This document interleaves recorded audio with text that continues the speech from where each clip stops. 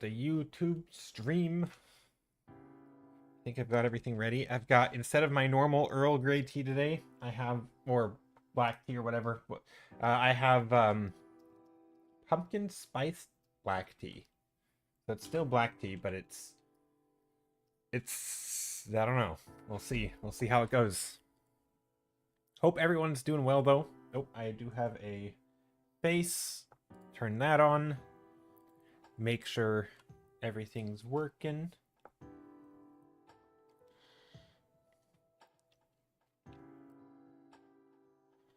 Okay, I think it's all working. Looks good on my end. All right, I'm gonna paint stuff. Also, yeah, I'm gonna just paint environments. Probably chill day. Last stream I did like a Minecraft, not fan art. That's not the right word. What am I looking for? Illustration / concept art of my own build that I haven't quite done yet, but also kind of already planned, so it's sort of an illustration, but I did kind of figuring some stuff out, so sort of concept art too. Yeah, anyway, we did that. That was last stream. I kind of liked it. I mean, I wish I would have done, like, maybe thumbnails of it to do, like, different versions. Not that I would have used them, but it would have been fun to, like, play around with different shapes more. But whatever. Another distortion. Hello, happy lurking. But yeah, this painting from last stream, it reminded me a little bit of like when, like, some of my earliest commissions. This wasn't a commission, but it reminded me of my earliest commissions when, like, if a client asks you for something, you just do exactly that instead of doing kind of what they're actually paying you for, which is hopefully to do some sort of designing the thing. Like, they might have an idea, but they'll describe it as if it's already in a composition, and you just do exactly that. There's no exploration. There's no like using your skills and sensibilities that you've built up over time. It's just like plop. You just put exactly what they say on the page, and it always ends up worse when you do that. Like, always. And yeah, I don't know. I kind of feel like I did that, where this was, like, there was an original sketch. It was good. I liked it. And, like, we already had a vision for it, kind of. And so I just stuck to that. I didn't actually, like, explore much. So I wish I would have done that a little bit. But that's, you know, whatever. That's in the past. That was on Monday. Today is Thursday. Okay. Art. Let's do stuff. Pepperly, hello! Also, why did you not show up on my... You didn't show up on my Twitch bot, or not my Twitch bot, what do you call it? My streamer bot chat. I see you in Twitch chat, but that is bizarre. It should show alerts. Anyway, thank you for the 10 stream streak. That's a lot of streams, by the way. That is a lot of streams. Have I ever had a 10 stream streak anywhere? I don't know if I have. I'm not sure I've ever had a 10 stream watch streak. I've had like 5 or 6 on Skittles stream, I think.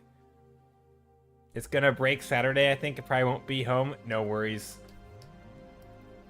But then you're gonna miss the event. We have a sketch exchange happening on Saturday. I'm looking forward to it.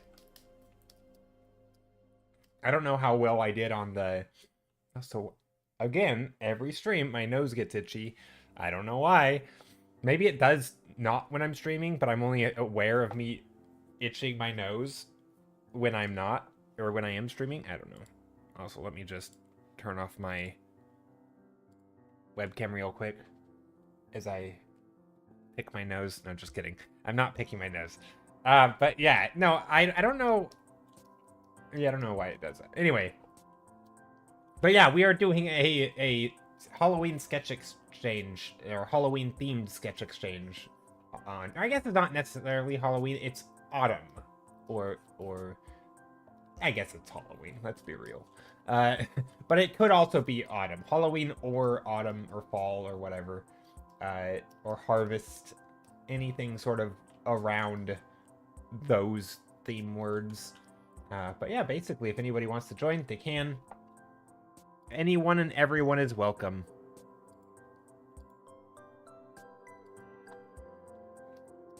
All you have to do is show up and think of a prompt, some sort of Halloween-y themed idea, something fun for someone else to sketch.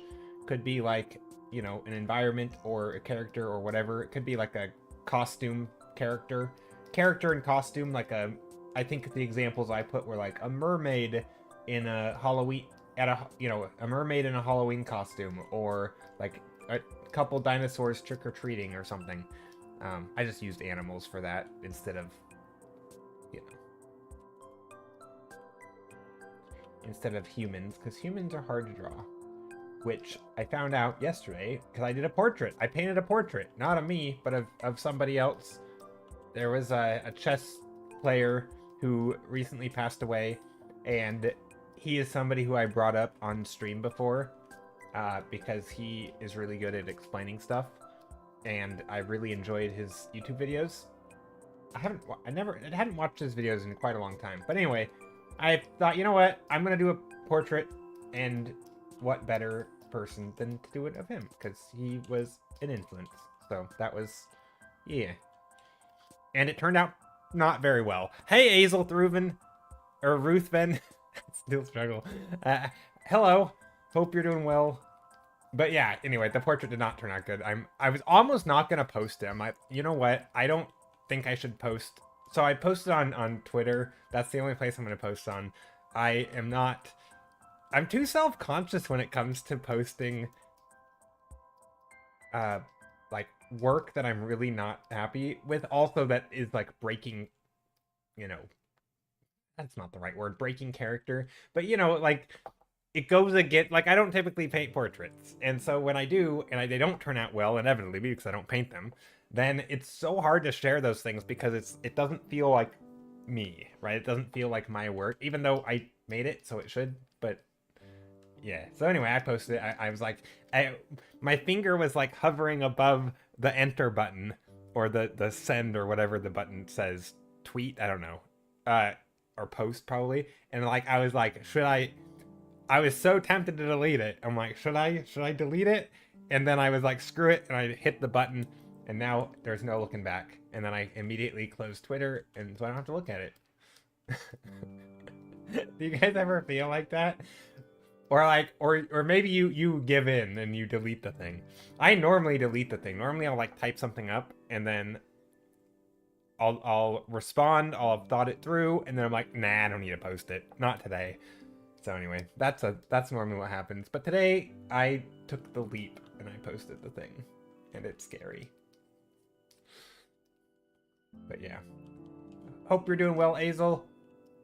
Hope your day is good. What am I doing, though? I don't know. Probably just chill environments like normal.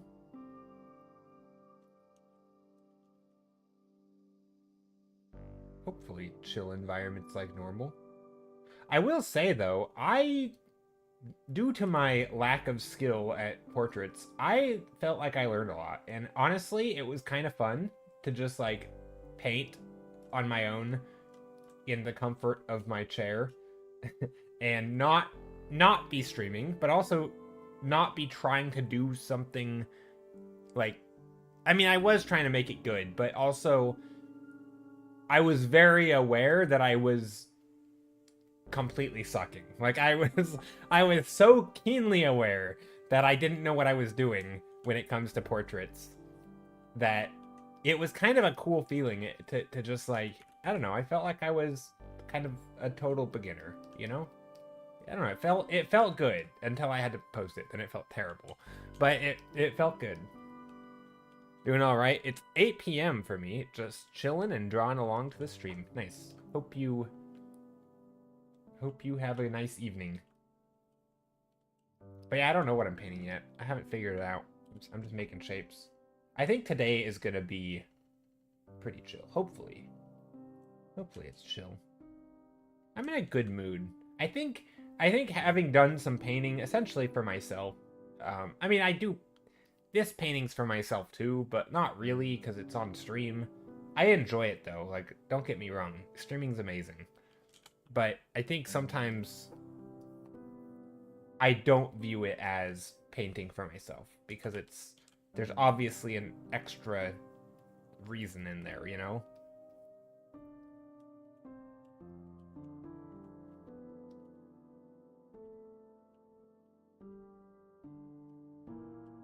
Like, I think if I wasn't streaming, there are absolutely days I would not be painting that I do stream, right? Like, there would be days where I'm like, I don't feel like it. I've said that a lot. Streaming has been so, I think, important for me. It's been super, super valuable. It's gotten me out of my comfort zone, kind of, but also kept, more than anything, it's kept me on a schedule. Maybe not keeping me out of my comfort zone. That's not true. Maybe it actually does the opposite and puts me in my comfort zone, but it keeps me consistent, which is good. I like that. So, very grateful for all of you being here.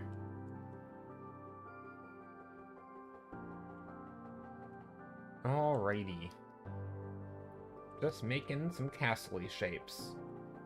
Some castle shapes. What does a Oh, I got a book. It's a little tiny book. Look here. We'll get rid of that. Can you guys see that? Hold on. Look, it's a tiny little book. It's very tiny. It's called, my webcam's doing like a weird jittery thing. Look, when I put it up close, you can really see it. It's called How to Read Buildings. It's it's a very tiny book. It's like as big as my face. It's I mean, it has a lot of pages and the text is very tiny, so you might need like a, glasses or a monocle or something, one of those little reader thingies that people use, like old people. Anyway, very tiny text. But it has a lot of pictures. It basically goes through a bunch of different styles and differences between things so that you can look at, like, I mean, I'm only like 10 pages in, but within the first 10 pages, it gives an example of what's to come. But it shows like 2 different buildings, and it shows like, oh, they don't really look that much similar, but if once you make it through the book, you'll be able to understand that this is, the main form of the building is very much modeled on, this other style, and then it was built up and it was like a revival style. So even though it doesn't inherently look the same, there are a lot of similarities, and this is where they come from and sort of the history and the styles, and like you can name the parts of the building that distinguish them. Anyway, I thought it was kind of cool, or I think it is cool, and I'm only like 12 pages in, but I think it's going to be a really useful book for me just to like change how I see and think about buildings, which honestly, I think that kind of book is of everything I feel like of all the stuff that I rant about, I think this is a topic that comes up a lot. Also, Linuxo, hello! And hi, Skittle! Hope you're doing well. I think of all the topics I ramble about, that's one that comes up almost the most, which is like having a good foundation to think about something, particularly art. Just over time, you kind of become better because you sort of train yourself to think in a certain way. So you pay attention to the stuff that matters. You probably don't pay attention to the stuff that doesn't. And then over time, you just kind of start absorbing knowledge, where like you don't absorb it if you don't know how to even approach it, right? It's just like a big, I don't know. I think that's kind of true in all subjects. Like, so I think there's a lot of things where like a book like that feels like it's going to be more important. Because it's more of a book on observation, right? It's like how to observe, which I think is cool. So, I don't know. We'll see. We'll see if it makes any difference or any impact, or, if it affects me in any way. But I think it's cool. I'm excited for it. I'm also actually reading another book along the same lines, but it's more of like about design for cities, buildings, towns. Sort of starts big and then works its way in. It's sort of like a design philosophy book for architecture. It was recommended by somebody in chat. It's called, I don't know what it's called. No, it's called I wish I could read, right, Skittle? No, audiobook. No, the other book I'm listening to is an audiobook, which I'll probably get through way quicker than this other small book because it's words. Let's see. It's called A Something Language. I don't know what it's called. Hold on. I have it on Audible. Nope. A pattern language. That's what it's called. But basically, it's a design language book, kind of. That, I mean, it doesn't use that word, but it's basically things to think about, and they kind of make their case for each thing. It's a little bit prescriptive, which is not ideal, I think. But it's basically... And they try to rank the things that are most important and least important. Like, you know, they'll have these propositions in the book that'll be like, you know, people should have access to green spaces, right? Fairly simple, right? Like, if you live somewhere, you should be able to have fairly easy access to, like, the countryside and also, like, stuff that is green, right? Or basically stuff that's green. It doesn't have, but yeah, basically the countryside, right? That's a pretty simple proposition. And then they're like, and then, you know, that's on like a city scale, but then in a home scale, they might have other propositions like, and then they explain what that means in different ways, and then they sometimes will cite some like studies or various things to sort of make their case for why this should be, and then they have like an idealized version of like what that might look like. Like, how do you get everybody within a 10-minute, you know, area? Obviously, on a city scale, though, you can't like redesign a city. But then they start working in to things like, you know, if you're designing a house, different spaces should, you know, you should have spaces that are built for different purposes, which is pretty straightforward. Like, you should have some space for alone spaces if there's like, you know, like different people want different things, and like, or like if you're designing like an outdoor seating area, you need enough room for people to actually like be comfortable and walk in and move stuff, and like some of them are really basic, but there are things that maybe you hadn't thought about if you were designing those spaces, and it's like, oh, like these people who wrote the book from, I don't know, like I think Oxford architects or something, like they have recognized that these things are important in people's lives, whether or not like they're designed in or not. Like, they look for those things, and then basically here are a bunch of things that are important and you should think about. And so I thought it was a pretty cool book. I don't know if it's gonna be as useful. I'm working my way through it also, though. So I have 2 books in the works. Not in the works. That makes it sound like I'm writing them. I have 2 books that I'm reading. So, yeah. A pattern language and how buildings work. I think that how buildings work is going to be more useful. But they're both useful. I think as a painter, how buildings work is going to be more useful. I think as a designer, the other book is probably, I don't know. I think the other book isn't terribly new to me. That's probably why I'm not as keen on it. Because like I have an education in landscape architecture, and while we didn't use that specific book, the stuff isn't really new. So I don't feel like I'm learning as much, and also I'm just not as big of a fan of the way it's written. It feels very self-confident, maybe. Hey, how's it going? The wrap beanie returns. It does. It's that time of year. It's the wrap beanie, the hand-knitted wrap beanie, which I don't think rappers wear hand-knitted beanies, but we can just pretend they do. We'll pretend. How's it going, Mr. Big Cookie? Hope you're doing well.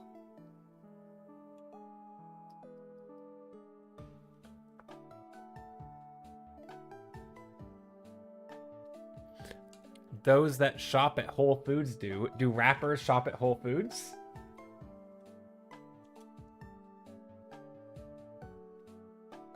I don't shop at Whole Foods. Whole Foods is too pricey. The Whole Foods rapper. Maybe rappers shop at Whole Foods. I don't know. I mean, I guess there's probably rappers who shop. There's no reason there wouldn't be, I guess. That's not really what I think of, though, when I think of... I mean, I guess it doesn't... Yeah, I don't know. I guess there's no reason.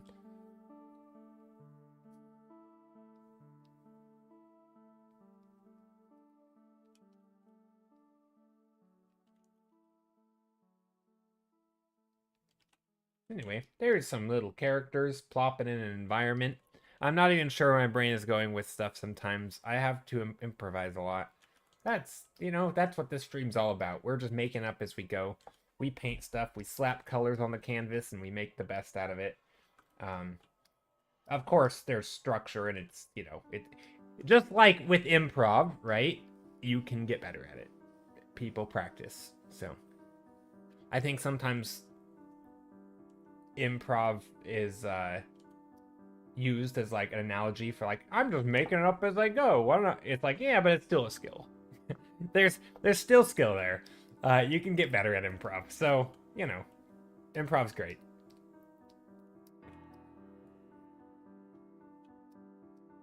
But yeah, hope you're doing well, Mr. Big Cookie. Hope everyone's doing well. Just as a note, there is a sketch exchange on Saturday, and all of you are invited. It's gonna be a hoot. It's gonna be fun though. It's a sketch exchange based on or themed around Halloween or harvest or October, just anything that sort of seasonal vibes, cozy, comfy, spooky, whatever. As long as it's like, appropriate for an all audience, nothing too gory or anything, or too inappropriate.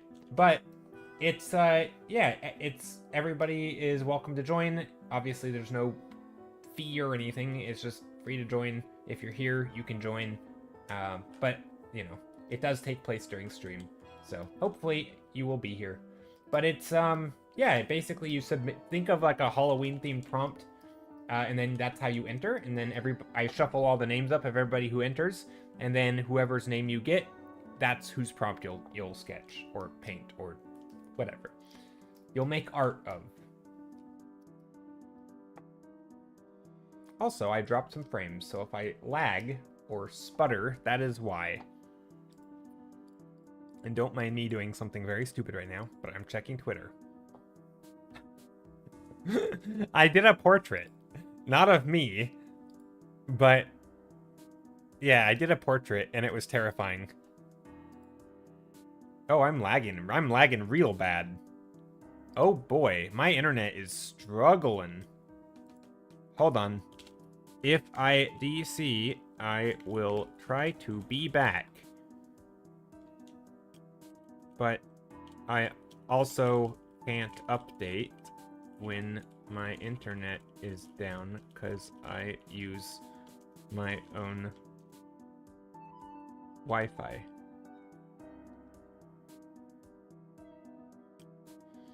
Oh no, I'm lagging. I may be lagging. What's going on? What is going on? Maybe it's this.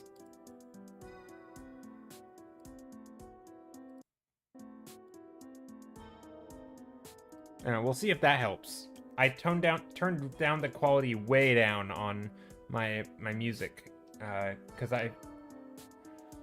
the audio is fine though. Yeah, but what about the video? Is the video fine? I don't give a crap about I mean, actually I do. I guess the audio's good. As long as the audio's good, that honestly is the most important, because any lurkers won't even notice. Change the hat and embrace the Australia cosplay. What do Australians wear? Do they like the brimmed hat? Like the park ranger hat? I don't actually know what when you think of Australians, or just like a cap, like a Steve Irwin hat. I mean, when people talk about him looking Australian, I assume they just mean like Steve Irwin, right? Like, I don't know what other look is associated with Australia. I feel like Australians are a pretty diverse mix of people. Maybe I'm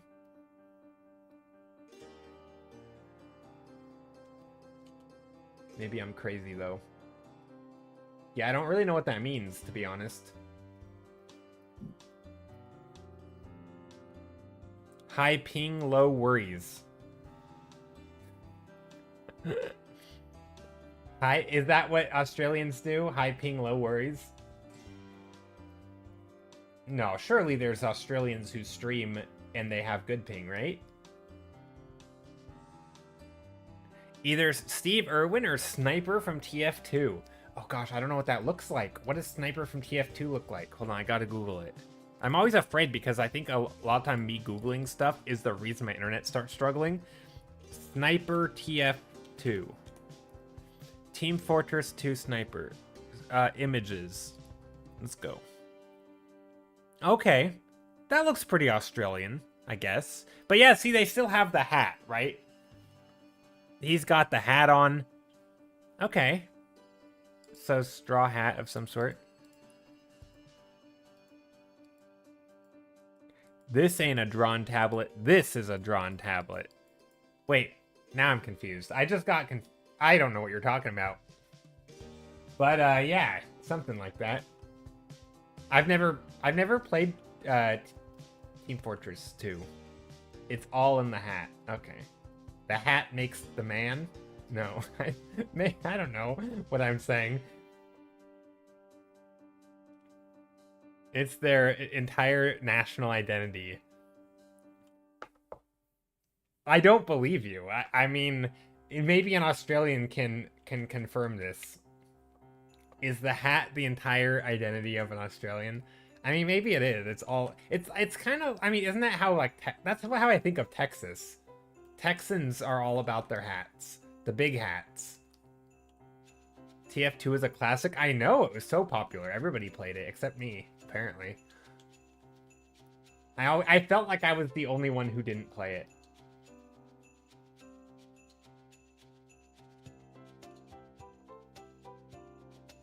It's a hat-based society, yeah. As you go up in the societal ranks, your hat gets bigger. That's and so people, yeah, that's how it works. You've heard it here. True story. That's how we do things in America. We have a hat system for society. Some places have baseball hats and caps. Others have cowboy hats. Some people have beanies. Yeah, all sorts of hats. But each place, the bigger the hat, the bigger the person. I don't know. That doesn't sound right, but maybe.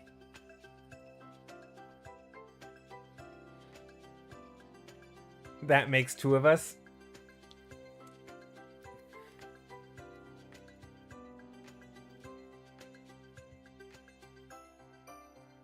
Now that is a good start of like a world building prompt though. I mean, sometimes you can just do something silly and maybe even a little stupid and it's not a bad spot to start.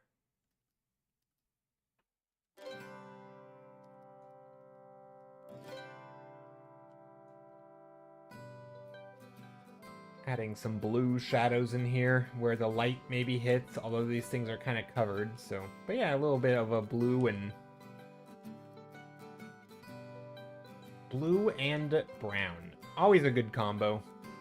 Very much opposites on the color wheel, or you know, pretty opposite on the color wheel. Classic combo. You know, blue pants, brown shoes, that kind of thing. Of course, there's different types of blue-brown, right? There's like that kind of blue. Also, am I time-lapsing? I wasn't. These weren't being recorded. Now they are. Okay, now it's being recorded. Let's add some little people in here. We're gonna add one character right by the doorways here, so that we can use them as a like, that's our scale. And then as we come forward, we can try to make these characters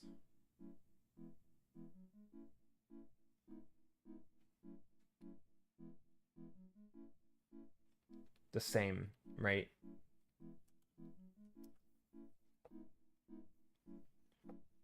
Always be time-lapse. I know.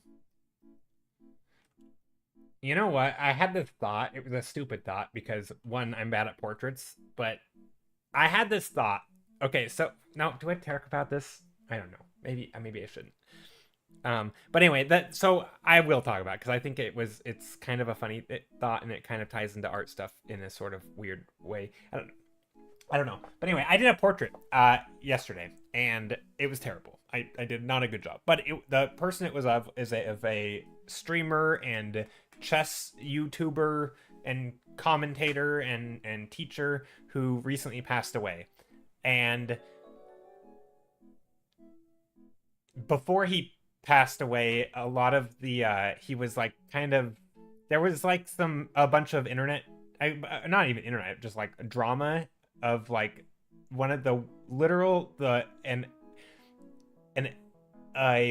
one of the previous world champions was like basically bullying him, but it was more of like really unfounded accusations. And of course, when you're literally the GOAT, but not the GOAT, but he's not the GOAT, but he was like, you know, when you're someone who was a world champion in your time, he wasn't any, you know, and back in his time, he isn't any, you know, he's not currently the best or anything, but he was at the time, and he has a following, and like, he was making unfounded accusations against Daniel Naroditsky for cheating, even though there was nothing really out of the ordinary. But anyway, it's a long story. But basically, it was a lot of drama, and it was causing like tons of stress and like anguish on this person. So anyway, but I had this thought, and this is so stupid, but I'm gonna share it. I had this thought that like, what if when I posted my portrait, so the portrait is terrible, and this would never happen, but like, what if somebody accused it of being AI? I thought of that. That crossed my mind. And so I had turned on the time lapse.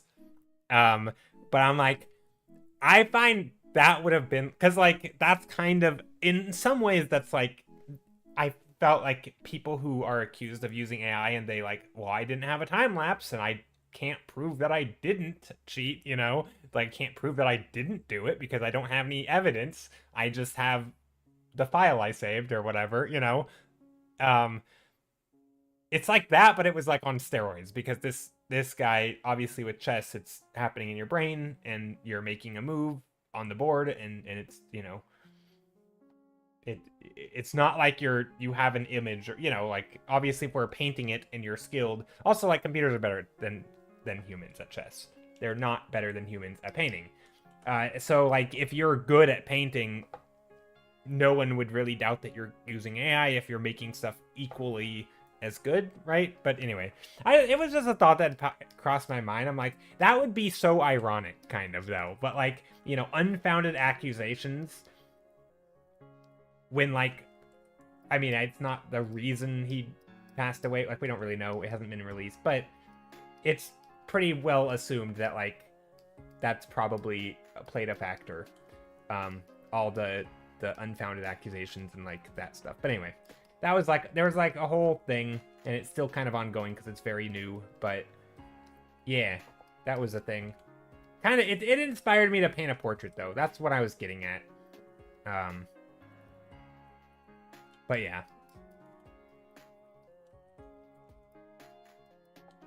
Probably not the most elegant way to tell that story, but whatever.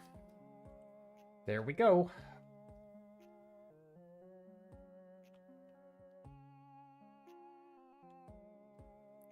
But yeah, thank you for the follow. You came in a ramble. Or you came in while I was rambling.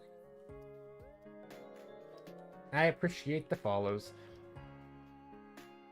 But yeah, today I'm just going back to comfort stuff. No portraits for me today. That was too much. I do need to do more portraits off stream though, because there's a lot I don't know. My goodness, I should do them on stream just to show how much of a struggle it is. But yeah, portraits, man, they are like, okay, so I need to just like watch more videos and also just learn more like things to do with portraits, because there's a lot of stuff like educational things I just don't know. Like, I understand measuring this way, but I have no idea how to measure this way, like from left to right. How do you know how wide to make things? Like, I understand if you're looking exactly at like a picture, you can measure, you know, different angles this way and line things up this way. You can kind of do geometry, and like with enough lines and measurements, you can kind of get things like, oh, the cheekbone is going to happen right here and it's going to line up this way, but it also is at a 45-degree angle here. And like, you know, if you do the right measurements, you'll find the right width. But how do you know how wide a face is without that? Like, if you're just drawing a face, like,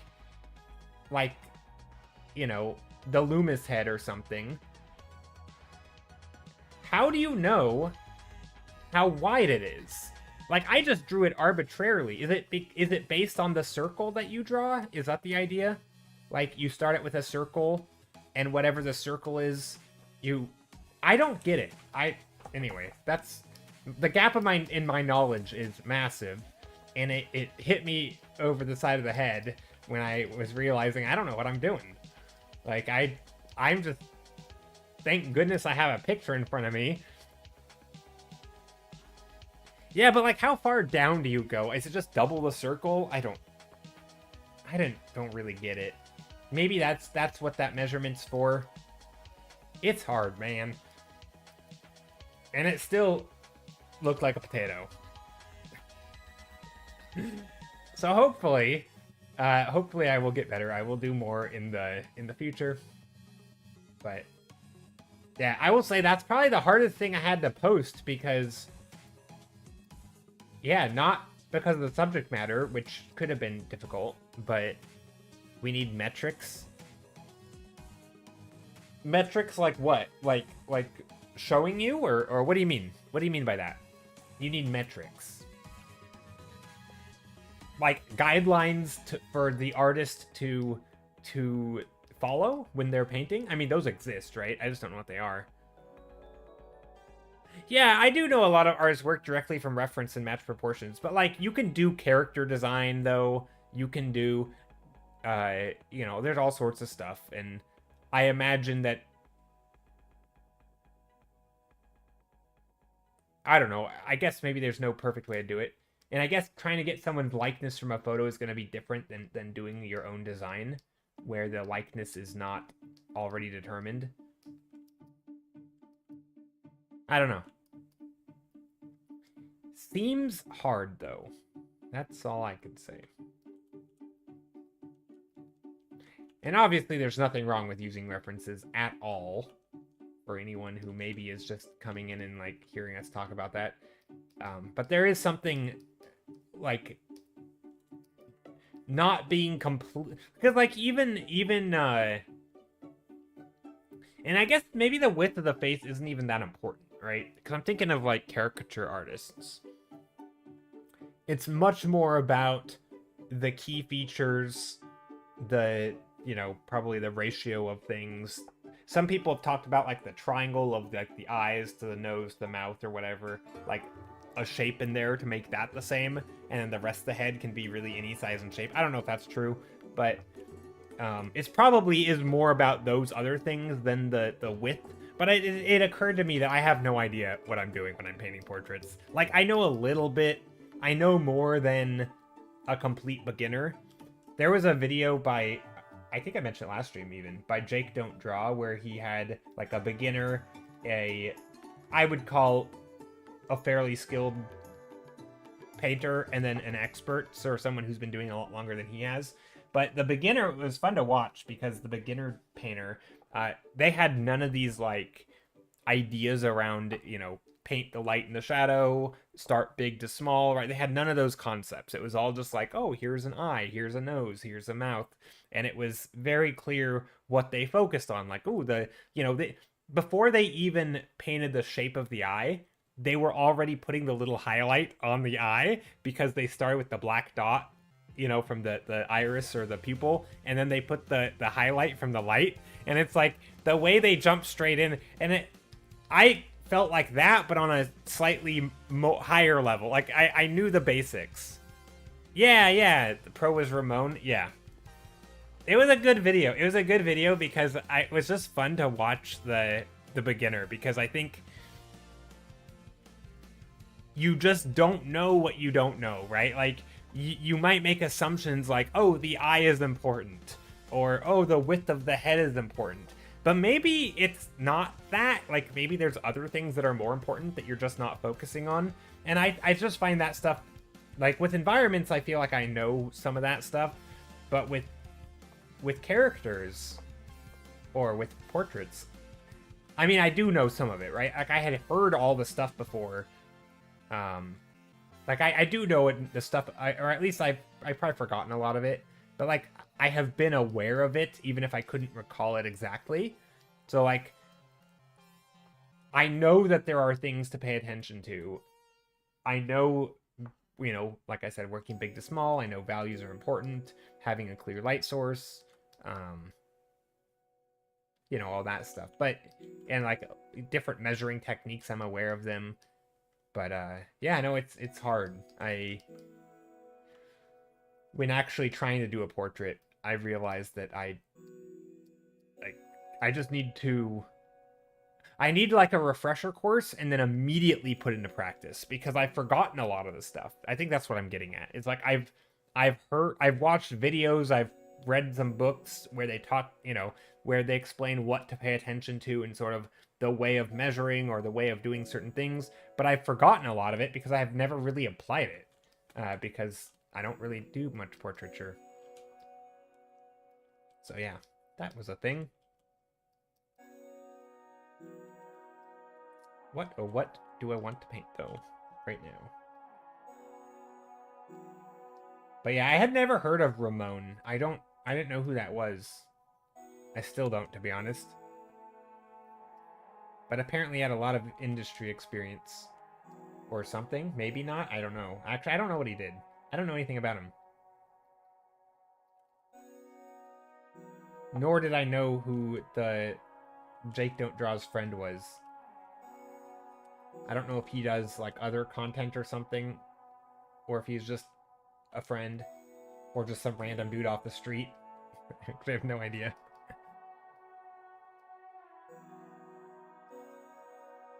But I am gonna paint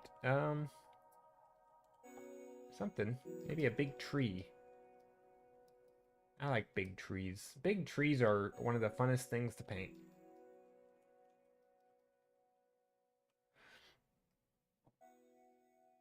You've taken a lot of his classes. He's one of the best teachers out there. Oh, interesting. Is it like in physical classes or online? I actually didn't know he was a teacher. I mean, I guess they said he was a teacher. Yeah, I had no idea. I don't know who he is. I mean, he seemed good, and he seemed knowledgeable.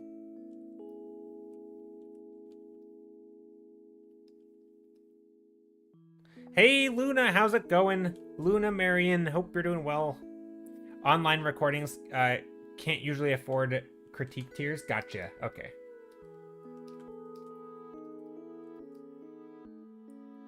Yeah, I need to do more online courses also. I'd love to take some.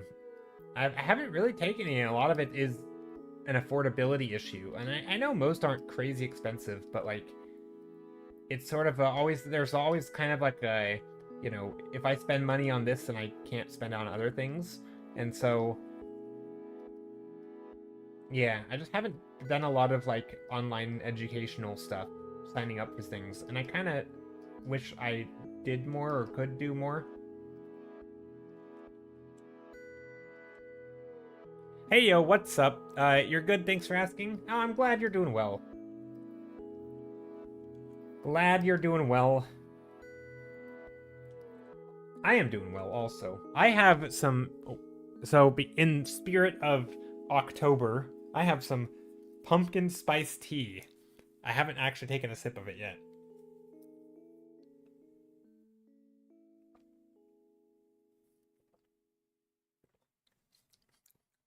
It's good. It's very pumpkin spicy, I guess. I think did I have some last year? I think I had some cinnamon spice last year, and that was kind of pumpkin spice. It honestly tastes the same as this.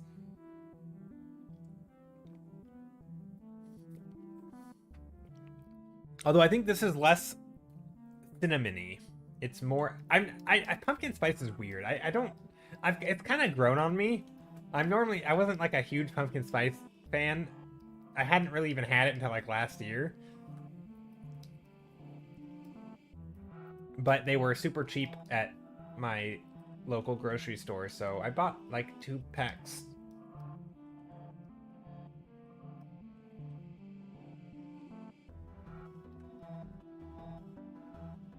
And yeah, I think it's pretty good. Very American culture right there. Pumpkin spice.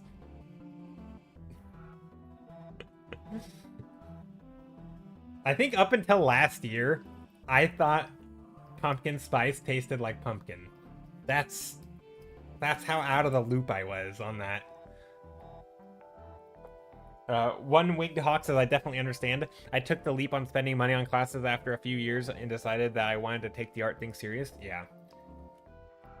Yeah, and it's always, I think the biggest selling point for stuff like that is that the best artists you see, even when they're like at the top of their game, they're still taking classes. They're still signing up for workshops, learning new things, learning from their peers who are also teaching stuff, but in like a different medium or different, like, it's always inspiring to see the sort of the never-ending student mentality, which I think, is, I'd like to think that I've had that, but just not as, in a formal way, because like I just mentioned earlier, for reasons, mostly monetary reasons, but it's inspiring and scary. No, but it's so cool though. I find it, I mean, I don't know about scary.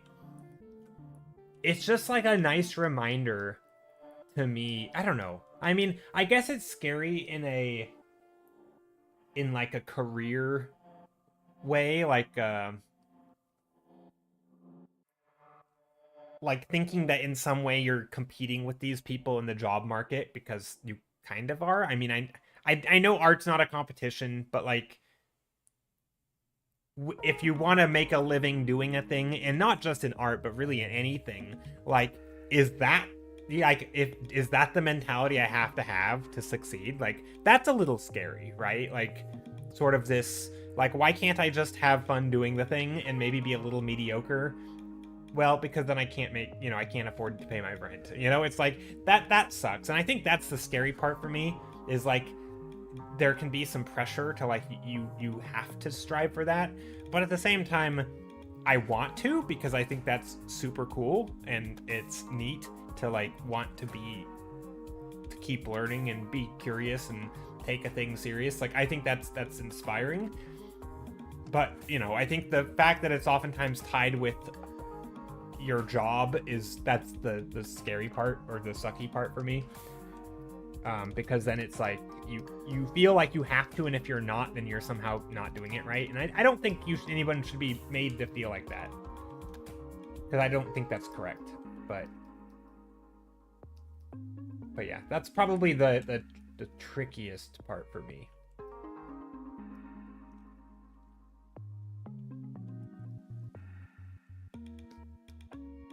Which we could go into a whole nother rant on this topic, but I'm not going to right now. Maybe we'll save it for later if I'm feeling up for it. I could ramble about this. Okay, I like the shapes here. Those are fun shapes that I just made. Let's do another quick sketch. Maybe we do some teals and blues and greens. Oh, those are very something. So beautiful painting. Thanks, Luna. I appreciate it. What's everyone up to today? Is anyone doing anything exciting for either this like for Halloween or just in general lately? Anybody read any books, watch anything, learn anything? Like what's the news? The news on the street. What's the word on the street? That's not what I wanted to say. Or is it? But no, I really appreciate it. I'm actually I'm feeling good about today's paintings. I do actually like all of the sketches today that I've done so far. Quite pleased. You don't have news? That's okay. No news is good. Isn't that the saying? No news is good news? Because news is typically bad. I just working away today and wandered into your stream. Nice. What do you do? Art working? Because you said that you if you're gonna take it seriously that you need to do classes. So I don't know if is it fair to assume you're doing art when you say working away, or are you doing another non-art job?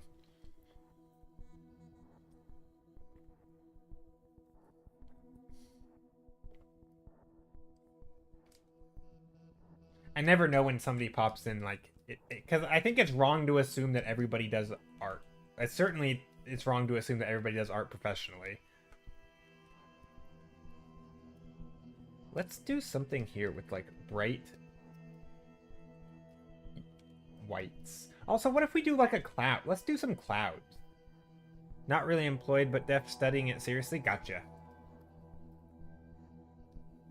Gotcha. I totally relate.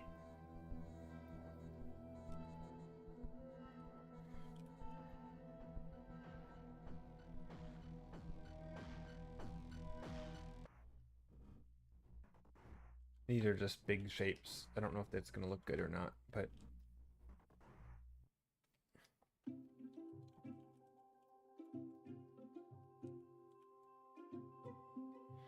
very just random shapes I'm making.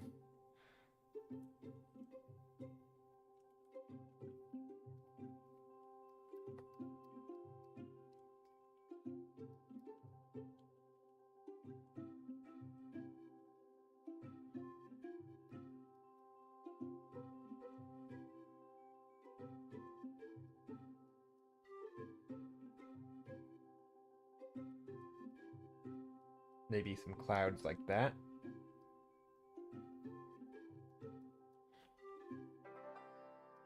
I don't know if I want to use pure white up here.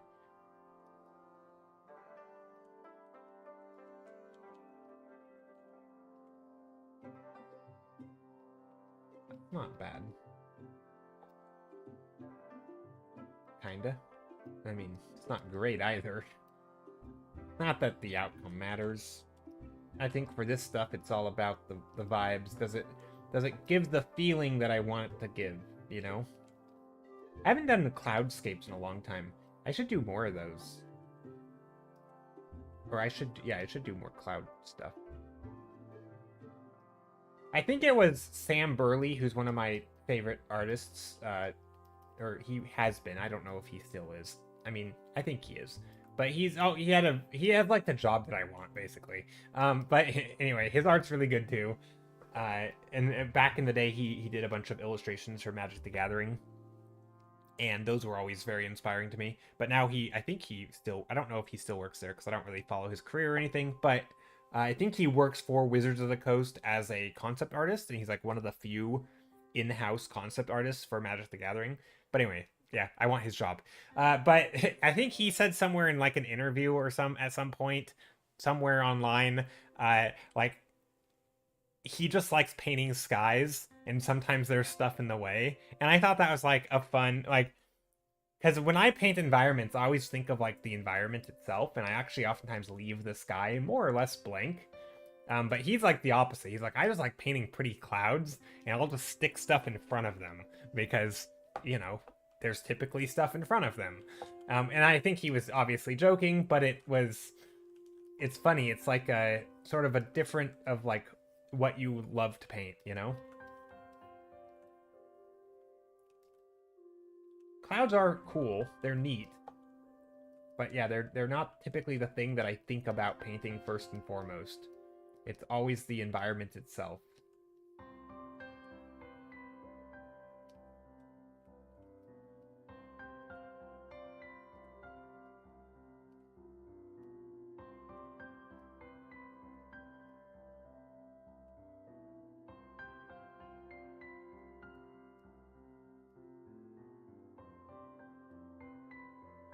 Trying to make this go forward. There we go. What about more blue up top, maybe? That's very blue. I think that works. What if I do a little bit brighter down below?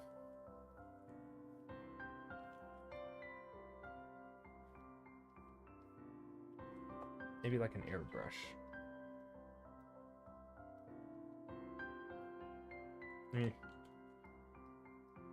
I'm trying my best to add, like, to make the sky feel lighter. Maybe I went too heavy on the contrast here.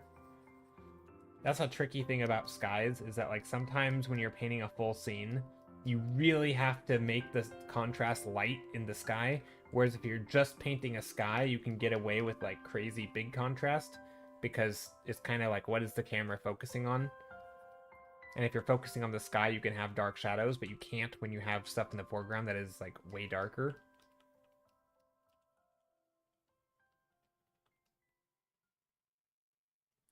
Uh, Charvisi says, you are art adjacent. You create technical electrical drawings and 3D models. Fun art is your hobby. Oh, that's awesome, though. That's kind of how I mean, in some ways, like my main job is not art adjacent, but like my education is, because it's in landscape architecture, and a lot of that is using like AutoCAD to create, you know, your designs and schematics, and you drop your, you know, drainage and grading plans and all the stuff that is not artsy, but like it's just technical drawings basically. And you know, there's a little bit of design in there, or there is obviously design, but a lot of it is like adhering to rules and regulations and like needing to know your local laws and zoning codes, and like you have to know all this stuff, you know. And so like 90% of it is not art related, but there is a little bit of art, and that's kind of how my education is or was. And so yeah, I think I get it. But I like that. I think that stuff to me is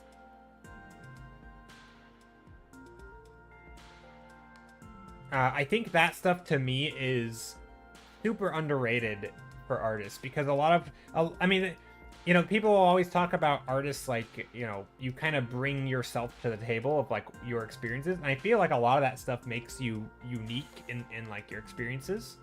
So it's kind of, I think it's neat. I feel like if you know a lot about another topic, you have something that, like, if you just, you know, if you draw environments, or if you draw, you know, robots or whatever, if you have knowledge of mechanics or landscapes or something, like you're starting off in a pretty good spot. So like, and I think a lot of people even recommend that, like, if you know, they say things like, you don't need to go to art school, go to business school, which I don't know if I agree with, but that idea I think is solid advice. Like a lot of artists, the thing they lack in is business, and so if that's what you know, then you're already have like a leg up, because and I realize that education shouldn't just be to compete in the job market, but I think it helps. I think it helps to have like an art adjacent career or knowledge base. Dear Gorb, no, don't do no, I'm not actually advising that. I did business school, it sucks. No, I'm not actually advising that. I'm just saying some people say things like that because, like, I think there's a teeny bit of truth there. Like, I think a lot of times the art school is more for networking and not for the art skills. And if you actually want to learn certain skills from school, not the networking, there are probably other degrees, like architecture. If you want to draw buildings, maybe that would help, right? I don't know. It could. Or other things, right? I think oftentimes it's those adjacent things that give you sort of a foundational base in another field that is hard for the random person to learn on, by using YouTube, right?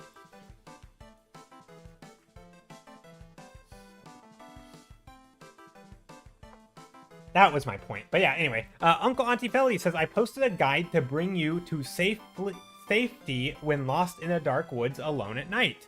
Oh. Let's see. Did you post it in Discord? Also, let me take a look. Let me boot up the old cord. I don't think anyone calls it that. But they are now. The old cord. Let's see. Let's see what we have here. It's taking a moment to load. If my internet hopefully doesn't lag my computer and make my internet skip. Refs and resources.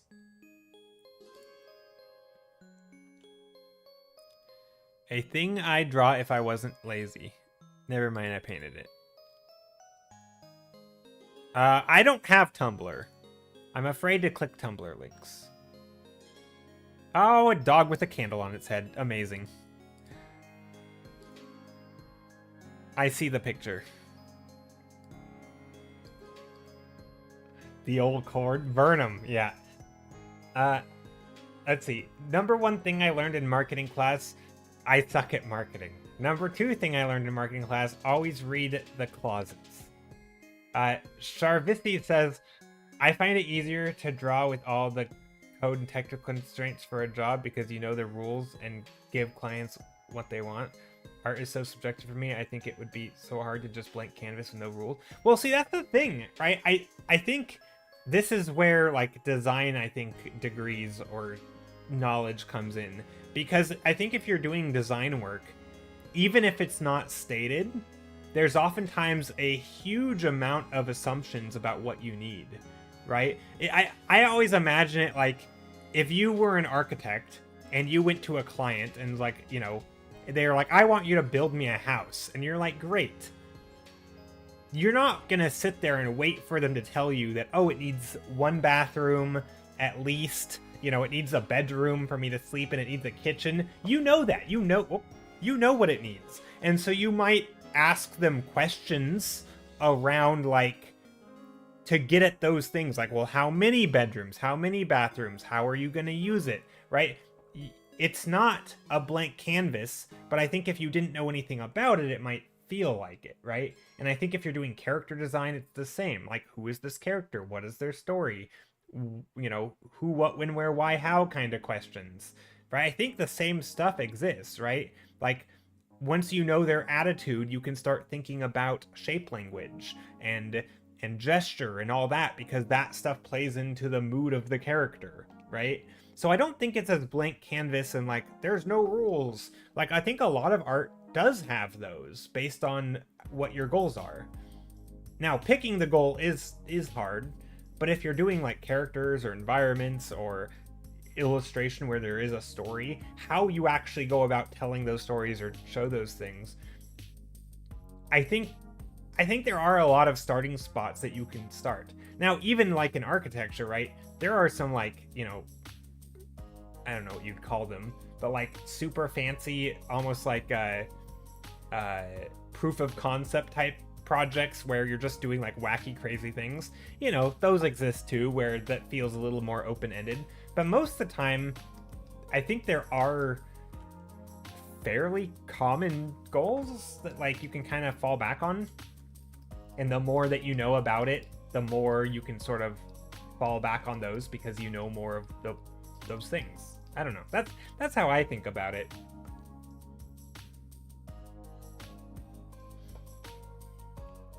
Art is so subjective to you, I think it would be hard to just blank. Yeah, but I mean, that's the thing though, right?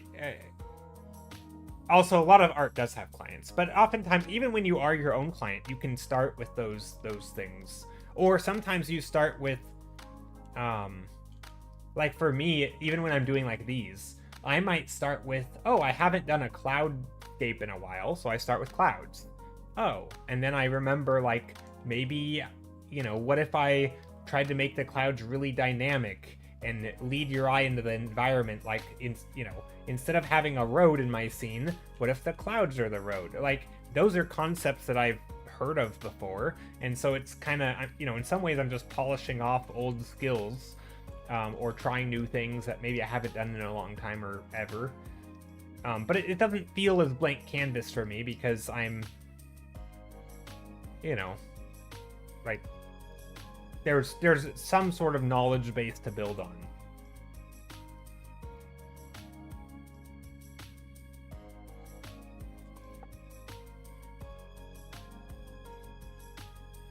I don't know if any of that made any sense.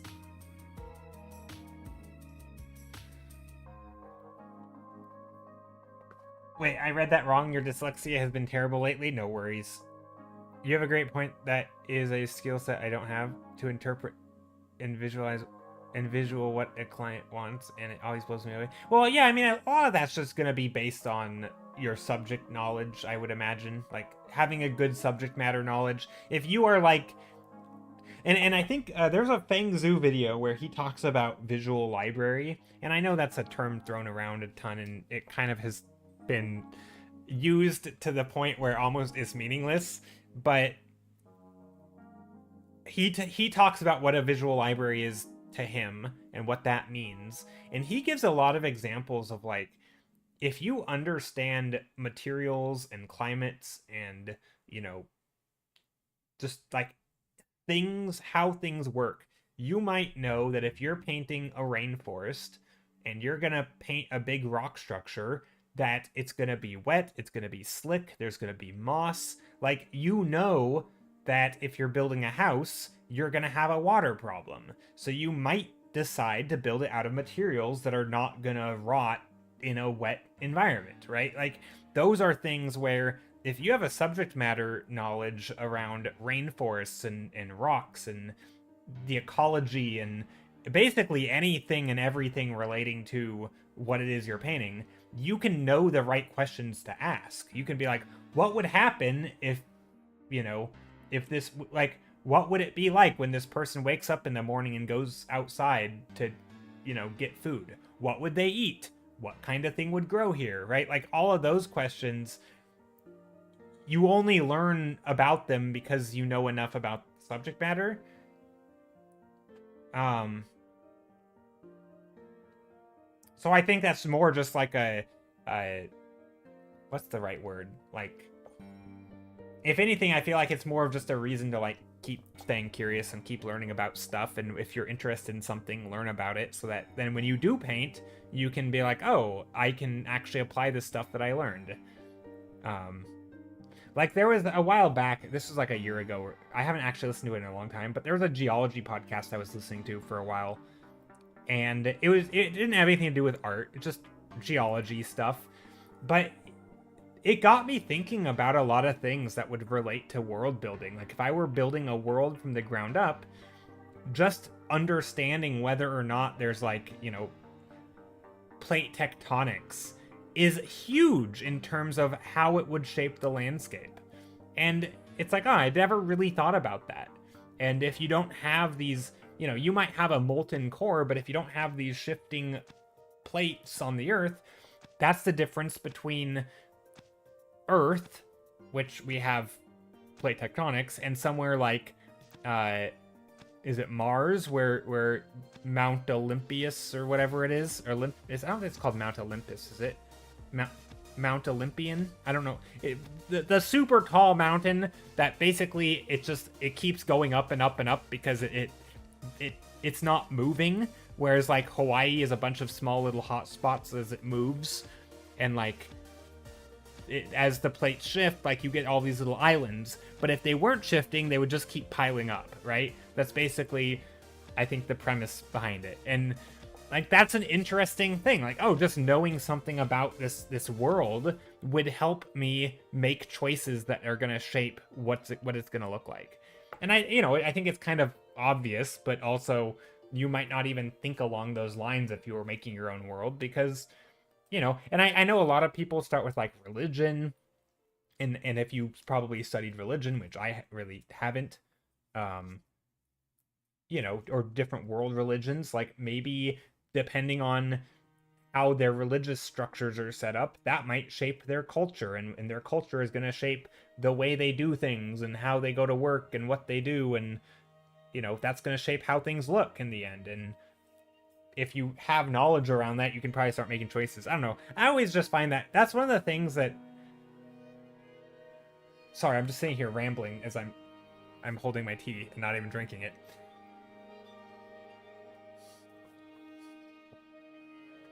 But that's one of the things that I like a lot about art, and I say it a ton, but it's sort of what makes me almost just passionate about it, I guess, is that it sort of makes learning anything and everything exciting, because you never know when you can use it. Like, everything is relevant. There is literally not a single subject matter that is completely useless for art.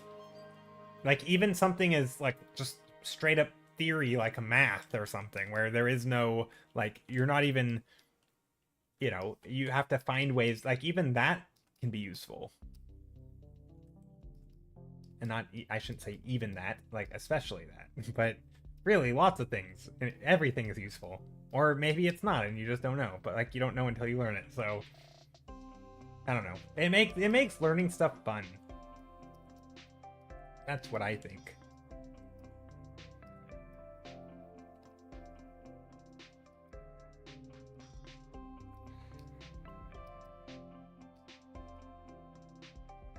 I want to talk about marketing tips, but I got a BRB. All right. Yeah, I don't know. I'm not much of a marketer.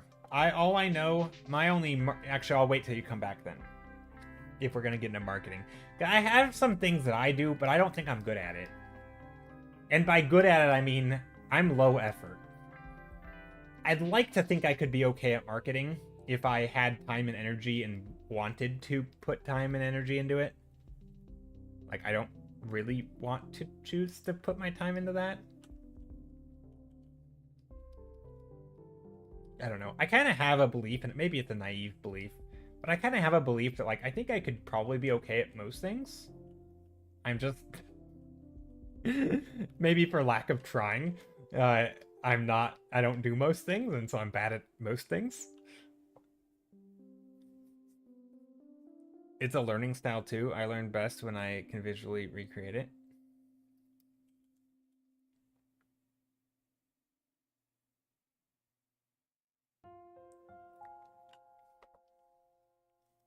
What do you mean? Wait. Like, when you... Sorry, when you can recreate what? Like, the thing that you're learning? Like, just to show it? I mean, don't we all pretty much learn, the more ways, the more inputs, like, I think most people learn better that way, isn't it? I don't know. But yeah, I feel like, I mean, I think if you're interested in something, that for me is the biggest factor to, like, learning, is, like, whether or not I'm interested.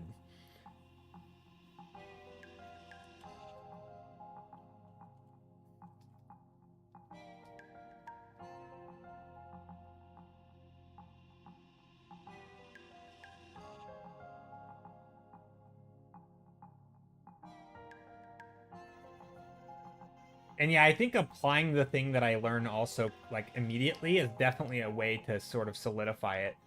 I think just hearing something, just seeing something, I think experience is a big part. So like if I experience something by, doing it after I've learned it, that's gonna solidify it so much faster than pretty much anything else. But it helps if I can hear it and see it and experience it all. The more, to me, the more sort of inputs I have, the more axes of learning, right? Visuals, different types of like, audio or visual or doing a thing. I think the more of those that I have, the faster I'm going to learn it, assuming I like it. I will say, I think also, though, a lot of times, if it's just, like, reading, I just don't like it as much. And so, like, I don't learn it as well by reading it because I don't enjoy that activity of reading. I think that plays a huge role into my... I don't like the idea of learning styles. Is that, like, still a thing? I don't actually know. I feel like it's... I always thought that was like I don't know. Maybe it is a thing. I don't remember. I have to look it up. I feel like there's been a lot of research in that area in the last 20 years, and a lot of it has basically said it's not really a thing, but kind of like, I don't know. Maybe I'm wrong. But anyway, I do feel like for me, a lot of the way that I learn matters only insofar as, like, some ways are so dreadfully boring. Like, I'm gonna check out if I just have to read text. Like, I say that as someone who quite literally just got a book that I'm gonna start reading.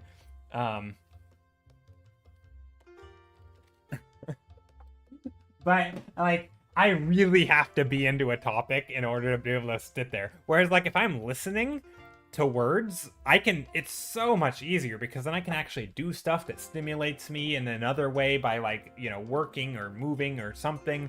And so I can just, like, still, like, it's still processing words, but it's one's audio, and to me, that doesn't feel like a different learning style. It's more of that, I'm just not bored out of my mind. Maybe that's the same thing, maybe that's like, maybe the difference is unimportant. It probably isn't important. For all intents and purposes, it's the same thing.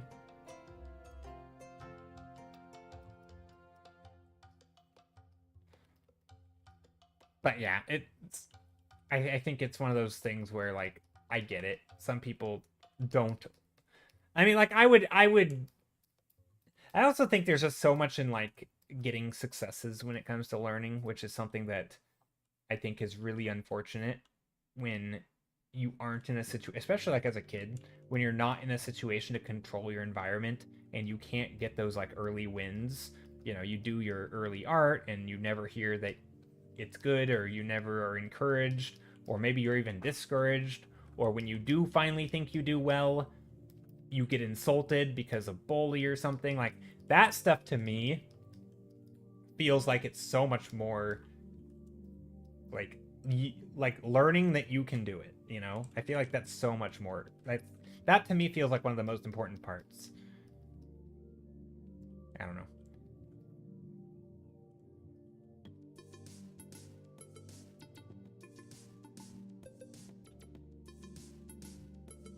Yeah, I always find that a lot of stuff, and I don't know if it's about this way with learning styles, because honestly I haven't looked up in a long time, but I always find that, like, I hear these things, and then, like, I don't really think about them for, like, 20 years, and then they're so out of date. Like, everything I know about health, not so much anymore, but, like, everything that I learned probably growing up about health is just wrong. And it's like, unless I've actively relearned it, I have misinformation. Or, like, everything I've learned about memory from growing up is wrong, right? Like, it's just the amount of understanding and progression in, like, science and knowledge and stuff. It's hard to keep up with stuff. And so, yeah, I don't know. I've been trying to use Google Scholar more for, like, basic Google search results. They're like, what does the science say? kind of. Instead of having Google tell me. Just like, is there research on this? And I use that as my Google search now, because like, even if I can't find it because it's not as robust, but like, maybe I'll learn something in the process. And so I've been trying to do that. But kind of fail, because I haven't been doing that much. Also, we've been kind of cranking out these thumbnails. We're only an hour and 20 minutes into stream. And already we have 6 thumbnails.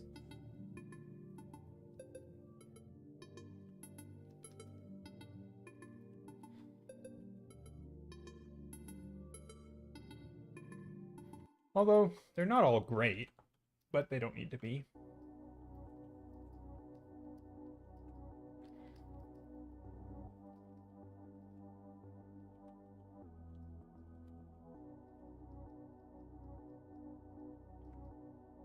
But yeah, it's, you know what, speaking of learning or learning styles or just this topic in general, I think something that's really funny is when I guess it isn't quite the same thing, but when when people are like in design, right? So in design work, oftentimes you want to put your stuff on the page, right? So that way you can see it and you can change it, and you're not just trying to hold everything in your head, right?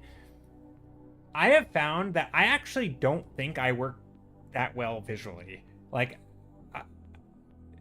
I mean, I think obviously visual helps, right? But I find that like writing, like that approach, and again, I don't really write, so this is why it's kind of it's almost ironic in a way, like, because I don't really enjoy writing, but I find just talking or putting it into words, sort of the logic and reasoning through it, that to me helps so much more than drawing it. Like just thinking about it and talking through an idea, I feel like I make more progress in like design work than I do drawing a thing. And I don't think it's because one is visual and the other is auditory or whatever. I think it's more of just like the process and like the things that I prioritize. Like I like the whys and the hows, and I think oftentimes visual information isn't going to give that to me. Whereas the whys and the hows can still lead to what does it look like, right? Like, oh, I have something that I want to draw. Like, how does it work? Why does it exist? Who's using it? And like those can answer those questions for me. So yeah, I think it's sometimes funny because as somebody who primarily draws, right? Like that's kind of what I do, or paint, I guess. I actually don't think of myself as someone who necessarily does work best by drawing or painting. It just happens to be the thing that I really, really like. I actually think writing is probably like at least as important. I mean, I think that they're both important. Obviously, if you want to design stuff, you do have to understand how to do stuff visually. But yeah, okay, that ramble over. Uncle Auntie Felly, hello, welcome back. You slung your cat family over your shoulder so I could hold her with one arm to get to the fridge, and I guess she decided she liked it up there because she didn't want down. Aw. So do you still have your cat on your shoulder? That's adorable.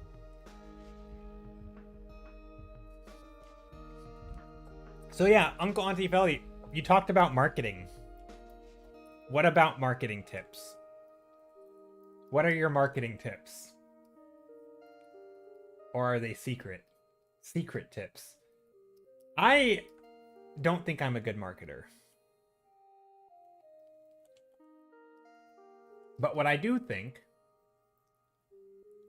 is that a lot of marketing is just like doing the basic like upfront work, and I feel like there's a lot of like, for me with like social media, for example.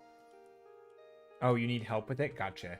Oh, I don't have good marketing tips. No. My only tip for online, which isn't even marketing, it's just like general online usage, is like if you spend a lot of time online, just try to like make like everything that you do online, right? Your digital footprint, so to speak. You know, if you leave a comment on Facebook or on Reddit, or you are playing a video game, or you're chatting on Twitch, right? All of these things, every time you type something and hit enter, that's like a little trace of you is going out online. I think every single thing that you put online should lead back to you, wherever you want it to be. It's your social media, your Twitch, whatever. You pick your platform, but everything, if you're chatting on a forum and you give someone some advice, they're like, wow, that person was really helpful. And then they click your profile, they should be able to find your art, right? They should be able to find your work. Everything that you do should point back. So just by existing online, the more time you spend, the more it points back to you. That's my only advice. And it's like the super easy to do. You just link everything up, and you make sure you name your account the same thing, so that if they Google you, they can find you. And there's, you don't have 10,000 different usernames and none of them are linked up. Like, just point, even if they're different names, just point them in the same direction with a literal link. I'm not, that's about my marketing knowledge. That's it. That's all. That's the only tip from me. Because otherwise, I don't do anything. I don't actively think about marketing.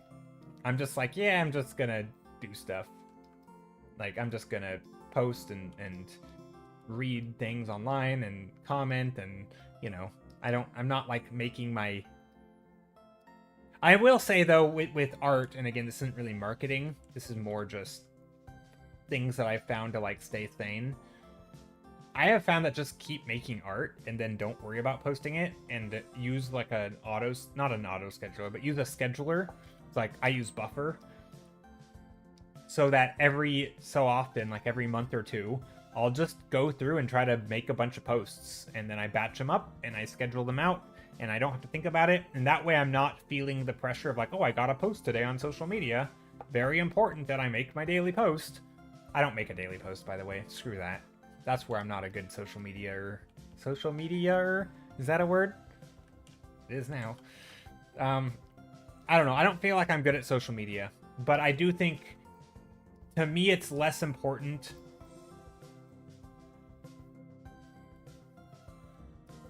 like, I don't know. I just find that, like, to me, I don't know. I guess I just I try to, maybe I don't, but I try to live by the philosophy of, like, when in doubt, get good.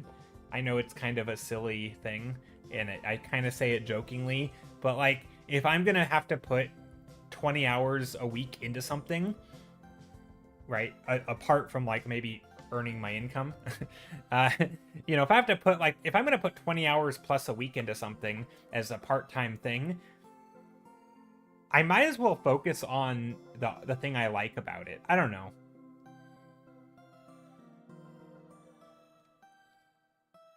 Yeah, I'm not good at the personal connections thing. That's the hardest one. Is like commenting, using people's name in comments and like replying to things, being enthusiastic and when you don't really feel like it. Yeah, I'm not good at that either, and I don't really put a lot of effort into it. I don't know. I probably should. Definitely a hard part for me. But I don't know. I'm not sure. I think as long as you're, still making time to do what you want to do, and it's not a method of procrastinating, I don't know. Good luck. Good luck with it. Does anyone have any marketing tips? I don't know. I find most marketing tips are like for already established like professionals. And it's like, well, that's not, if you're not already in that position, are those the right things to do for an amateur at this moment in time? And this is just with advice in general online.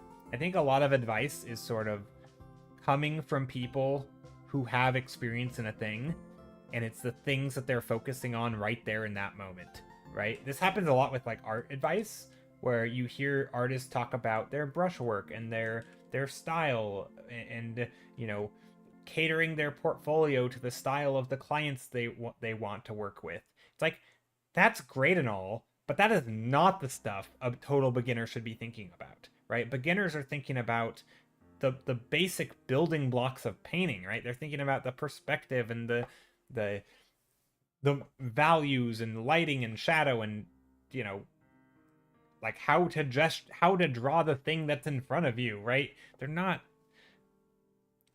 thinking about brushwork and style and building a portfolio like that. Those things are, I don't know. I think a lot of times we hear advice online that's from a sort of a specialized domain, like the professional artist or the marketer person, and the things they're saying aren't technically wrong, but they're just not the things that are most important, not for the beginner, right?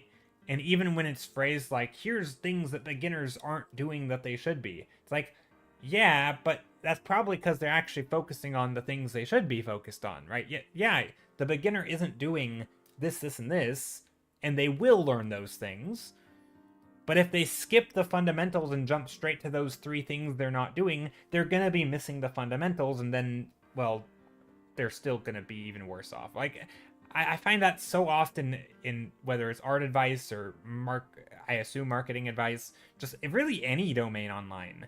It's like if the advice is coming from an expert as like this catch-all advice, and again, it's not saying that the advice is wrong. It's just, does it apply to you in this moment of learning? Because a lot of learning is built on top of each other. And so, like, how can you go tell an artist who you've never met to, like, you need to do this? Maybe maybe they'll get to it, but, like, maybe that's not where they are yet. I don't know. It just feels like it's setting people up to, like, worry about all these, like, 1% issues where, like, there's these little tiny things that kind of sort of matter, but they're just not important enough to actually put time towards when you're focused on all the other things you have to worry about.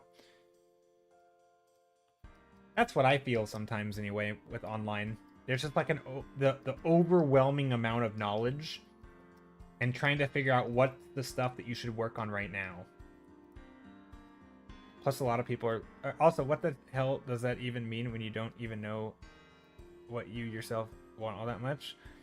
What your style is or what clients you will want in return? Yeah, I mean, again, I think if you've worked in an industry and you know kind of what you want to do, then, like, yeah, do that thing. Also, style is stupid. Definitely don't focus on style. I think focusing on style is the biggest, like, noob trap, if I had to say. That is not style is the output. And I know I'm jumping all over topics today, but my goodness. Style is the thing that happens based on your interest, your skill, your tastes, your you know, all your tools. What, you know, if you're using crayon, it's going to look different than if you're using charcoal, right? Like, style is the output of all the stuff that you put into your art, right? All your skills, knowledge, everything. Every single thing, every decision you make, every habit you've had, every, you know, jitter in your everything. It's every single thing that you put into your art. It's the output. It's the consistencies. It's the patterns that emerge, right? That's the style. How do you get better? How do you make your style better? Focus on the inputs, right? Focus on, you know, experiment with different tools and mediums. Learn new knowledge and skills and, like, make better choices in your art, right? Decide, you know, design your subject matter. Think about storytelling, right? Someone who tells good stories versus doesn't, there's going to be a clear difference in, like, how they communicate, right? There's a style of communication. How do you set up your lighting? Well, if you're making choices about lighting because it affects your story, you learn more about how to tell storytelling with lighting, and now your lighting has changed. And now your style has changed because you consistently make different choices with your lighting, right? Like, style is the output.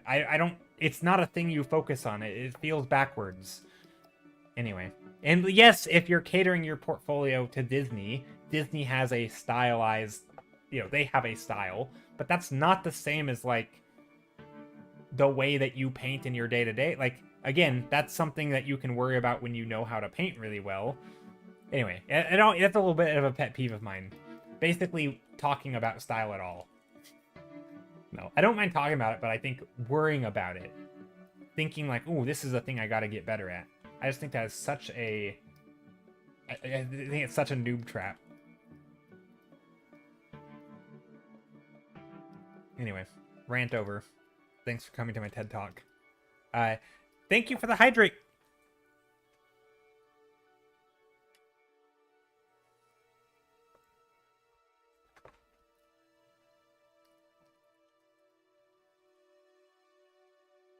Let's see.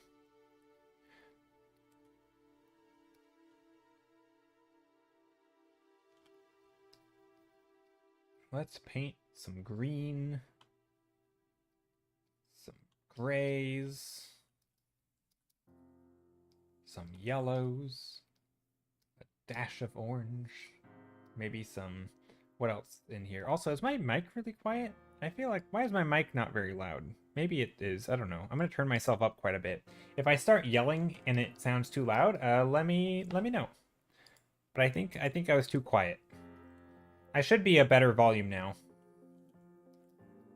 If I'm too loud now, let me know. You might have to adjust your settings at home.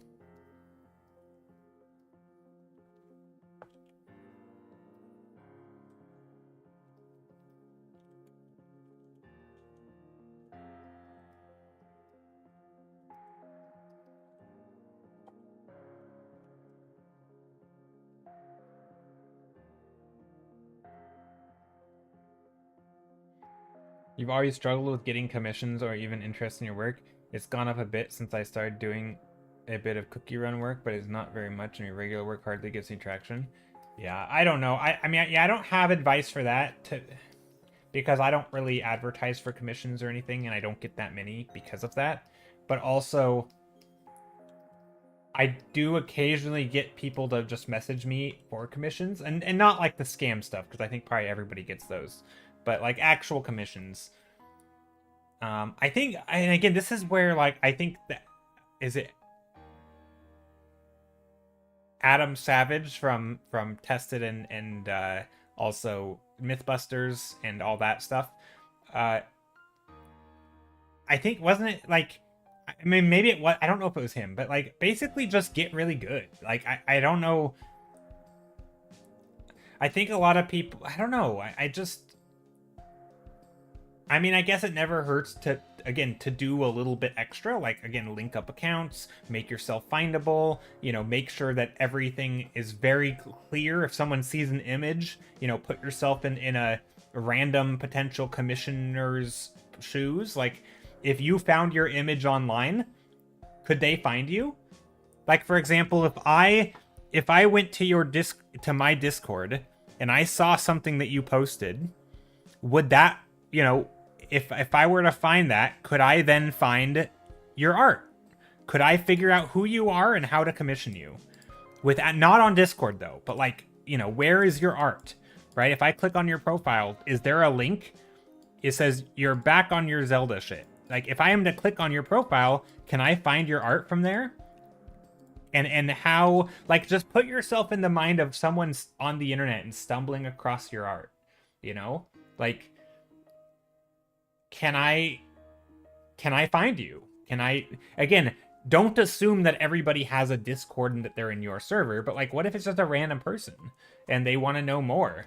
You know, I don't, you know, I think that to me is that's the most important thing. Be findable, and it's literally just as easy as making your profiles, you know, just linking them up. Again, that's like my basic noob advice, because that's the only advice that I have. But that's the one thing that I do know has worked for me. I don't put effort into it.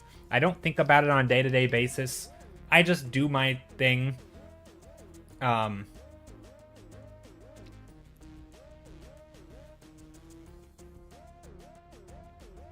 be fair, everywhere but Discord is findable. But I mean, even just like if someone were to steal your art and, you know, doesn't have a clear signature, not a fancy thing to like market as yours, but like something people can read that they can Google, you know, without having to reverse image search. Because I understand that some people will be tech savvy, but like a random mom on the internet or a random grandpa or grandma, like, are they going to be able to like, oh, I like this person and talk about you? I just, like, I know that hey, Foxology, like I know marketing is important and I'm not good at it, but I do feel like there are so many really, really simple things to make yourself findable and to basically every time you interact online, it's like a little like a ripple, and that people can ride that wave or ride that whipple, that's not a word, ripple, and back to you. They can sort of um this music is I have a thing for it, I think. It's that. Is that? Hold on. I'm gonna make sure it's that. Yeah, it's this. That's the playlist.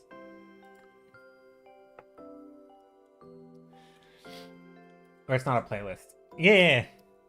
The Adventure Zone.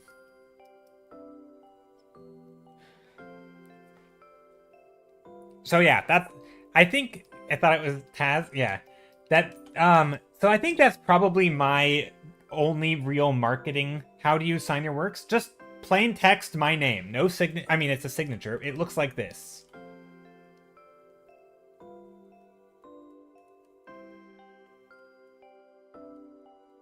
Oh, except it's in legible writing, right? It's like that, except typically one color. I'm not gonna do some flourish and like again. This isn't a mark. This is a mark for me, right? This is a mark where like I could prove in the court of law that this is mine because I signed it. That's not. I don't care about that. I have the Photoshop file. I have the proof it's mine. I want my signature to lead back to me. You can Google it, right? I mean, that's something where if you don't know, that to me is so much more important. And again, I'm not like an expert, but this is like the lazy person's guide to marketing, right? I am like the laziest marketer out there. This is like just literally sign your name, clearly. This is when you comment online, just be slightly self-aware of like how the person receiving it is gonna be.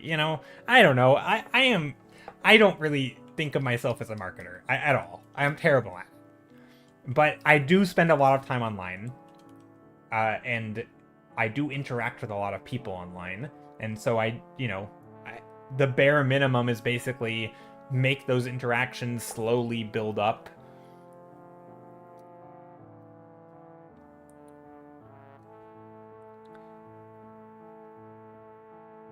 Insane cat product. Who cares if it's long?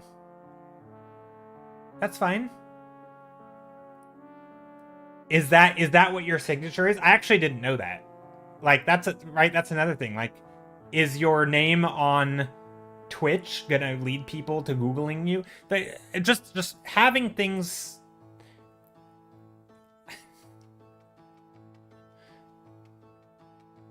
Like, why is Insane Cat Productions too long? Sounds good to me. Just type it out. Literally do this. Make this your signature.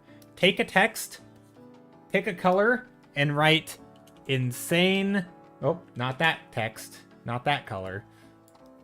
Insane. Is this how you spelled insane? Cat Productions. Do that. There you go. Signature.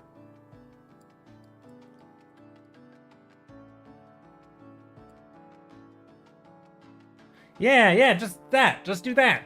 Also, it looks clean. It looks official. It looks like you made it for a studio. It looks like official art. Maybe capitalize it. But, this is like what you see in like, yeah, this looks official, I mean, it's just simple, clear, slap it in there. Who cares? I think signatures are weird, and this is just gonna be go on a rant. I'm preaching to the choir now. But Frostern, hello, how's it going? Also, hi, Onion Skin, howdy. I think another thing so this is a weird topic about signatures.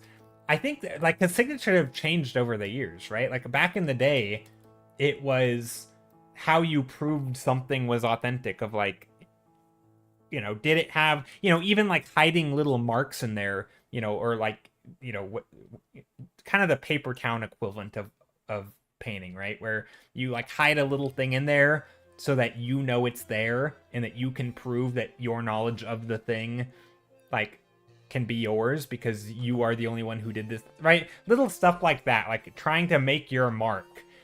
That's not important, like, in my opinion. And I think I've still seen so many people who try to do like this really stylized graphical look that only they can read, apparently, because no one else, like, the amount of times I've seen signatures online where I'm like, I really like this art and it has a signature, but I have no idea who made it. And I don't even know how to begin to Google that thing. Yeah, I mean, yeah, secret watermark, that's the thing, but like, who does it serve?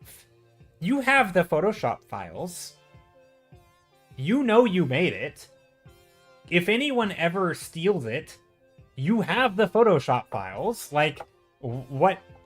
I don't know. Like, it's a nice feeling that, like, yeah, I could prove this is mine, but that's not helping other people. Like, once you put it into the world, it's gonna live on its own. Make it point back to you. If you want to do a secret watermark, fine. You know, nothing wrong with that, right? Have fun with it. Go wild. But also make it really freaking clear who made it, right? Because that's what people are gonna... If you ever... And again, this is obviously only if you want people to be able to find you. If you want people to be able to commission you, when you put work out, make it contribute to that body of work that allows people, you know, make it add to your footprint, and that people can trace back to you. Anyway, that's my big rant.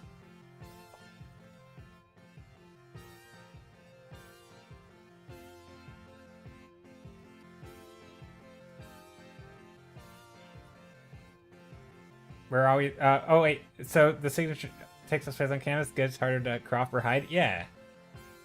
We're always our worst critic. Yeah, that's true. And also, signatures aren't... I don't think most people look at the art and look at a signature as part of the composition. Right? There are graphical ways, though, to do signatures. I mean, for example... So you could do something like, let's say this was my painting. Obviously, this isn't my finished painting, but let's just say this is my finished. I could do something like this. Let's say my name was Joe Stiller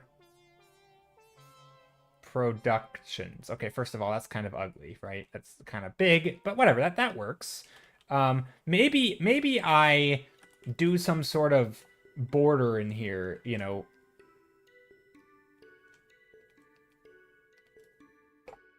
or something. You know, maybe I do something to make it look more technical and, you know, or more official. Maybe I type it up, and maybe I add a little border around my painting, you know, just to give it a presentation, you know. Like, it doesn't... I don't think people look at it... Yes, my name is Joe Stiller. It's all over the internet. Pretty sure that's okay. But yeah, I guess the point I'm making is, I don't think people look at the signature and be like, it's really detracting, you know, like... I'll just do this. Like, oh, the contrast is drawing our eye down here. I don't really think that. People know what a signature is. People understand. Like, again, you can always knock it back a little bit, as long as it's still readable. You don't have to make it draw a ton of contrast, you know. You know, you don't have to have, like, white on black. It can be subtle. Just make it so that if someone does want to know, they can find it. And yeah, I think I get very distracted. Well, by your signature or by other people's?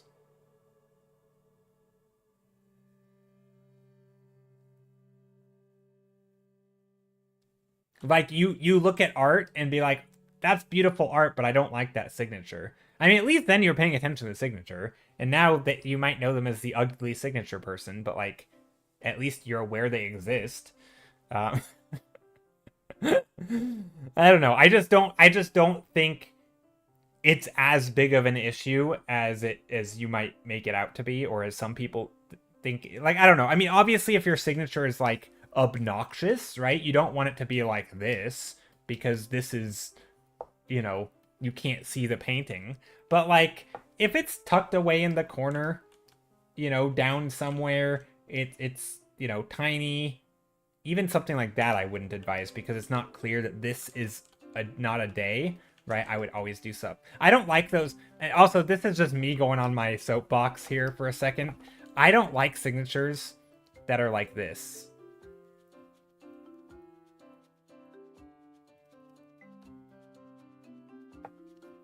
I hate those. I hate those signatures. They drive me crazy. They look nice. They're like a little stamp, but nobody knows what the heck it is. I look at it and I get so confused. I'm like, what am I looking at? How do I Google this person? Do I read it this way? Is it some like tic-tac-toe? Like, I don't know what's happening. And I understand it's just 3 lines. But that's like a, and I shouldn't say hate. I don't hate them. You might be listening and be like, I do that. I'm probably gonna make enemies here because I'm calling out people's hidden things. No, I think it's fine to do that, but I do think like those aren't as bad because typically they're legible, and so there's sort of a, if you're familiar with the format, you can at least decipher it. But what I like, because in my head, people read words, right? If you write the word, you know, if you write this right on your word, right? If you write poop, people are gonna be like, they're gonna read it. Their brain's gonna see words and letters, and they're gonna read it, and then they're gonna remember. Like over time, they're gonna remember it, right? I don't know if it's true, but like, isn't that thing like if you see a thing like 7 times before there's brand recognition? I don't know if that's a true statement, but you know, it's probably, repetition's good. I think that's a good takeaway. And like, if people see your signature and they can vocalize it in a way, you know, J Stiller 30 or what was your I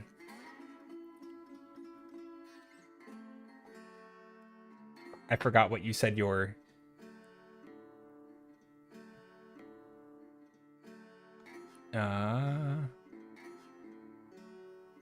Insane Cat Productions, right? If somebody reads Insane Cat Productions a lot, they'll eventually start like, oh, I've heard that name before. Maybe they won't even know where they heard it, and it's like, oh, but all they remember is that every time they saw art from Insane Cat Productions, it looked really good. And so maybe now they're, you know, certain art, they're like, oh, I wonder, you know, maybe they see some random art online that isn't even yours, and they're like, I wonder if that's Insane Cat Productions art. And then they're like, huh. Like, it's just, so repetition and clarity, again, these aren't like things that take time out of your day, right? Like I think when it comes to marketing, a lot of the stuff is in the small habits. I mean, I know that I'm not a good marketer, right? So I'm not really one to speak on like the actual things, but like, because there's obviously time-consuming stuff and there's work you can do to be good at marketing, which I don't do, and quite frankly, I don't even know what that stuff is. But I think a lot of the stuff is really, it's kind of the equivalent of like, hey, doctor, I have a problem. And they're like, do you sleep at the same time every night? Do you get the same, you know, do you get good amounts of sleep? Do you eat healthy? Do you exercise? Do you get sunlight? Right? And do you have strong social connections? Like, do you do the basics for health? Because if you don't, trying to min-max your output or your productivity is just not, like, I don't know. To me, all that, like, just make yourself findable is like the basics, right? It's the basic hygiene of stuff. Azel says, lol, Twitch just gave me a Twitch notification saying I've been following you for 4 years exactly. Really? Has it really been that long? That's crazy.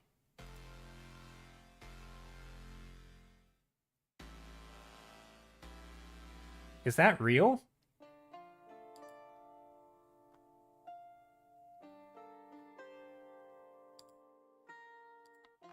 That's wild.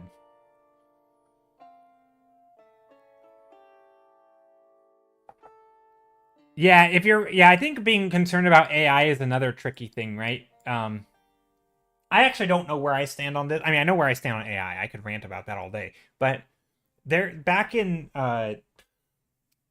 10, I'll say 10 years ago, 12, let's call it 13 years ago, when I started doing digital painting, I watched a lot of these videos called level up, and they were interviews with various artists, and there was a thing that an observation a lot of them made, and they was all independent, but basically it went something like this: the better you get, the smaller your signature is.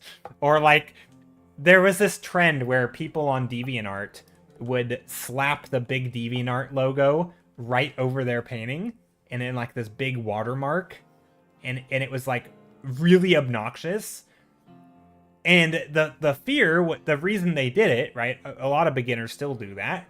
The fear is like, well, I don't want people to steal my work, right? But the pros were like, look, if you're gonna steal my work, you might help me get jobs, right? So they'll put the logo down in the corner, you know? And then, like, as long as it's clear. And that was kind of the philosophy. It's like, they're not... Theft is bad, right? It's, in many cases, it's just straight up illegal. Like, theft is not good, right? It's wrong. But if they're gonna steal your work, it might as well work for you. And I'm not saying that it's encouraging theft or anything. I'm just saying I think it's difficult, especially with AI, right? To like balance the, you know, what do I do to my art to make it unstealable? You know, do I just never put it online? Do I never put it out there? Or do I put it out there and, you know, hope that people aren't stealing? And if they do, maybe I can leverage that into, like, I don't know, like, it's a tricky thing to balance. I don't really know where I stand with AI on that. You know, how much glazing. Like, I think if you can glaze, you can nightshade. You know, if you could do that stuff without ruining the integrity of your work, like, go for it. But again, that's just like, that has nothing to do with marketing, right? That is a separate thing. That is a thing you're doing. That's like the hidden signature, right? If you want to hide your signature, go for it, right? That way you can prove to a judge that you made it because you know this little thing about it that no one else knows.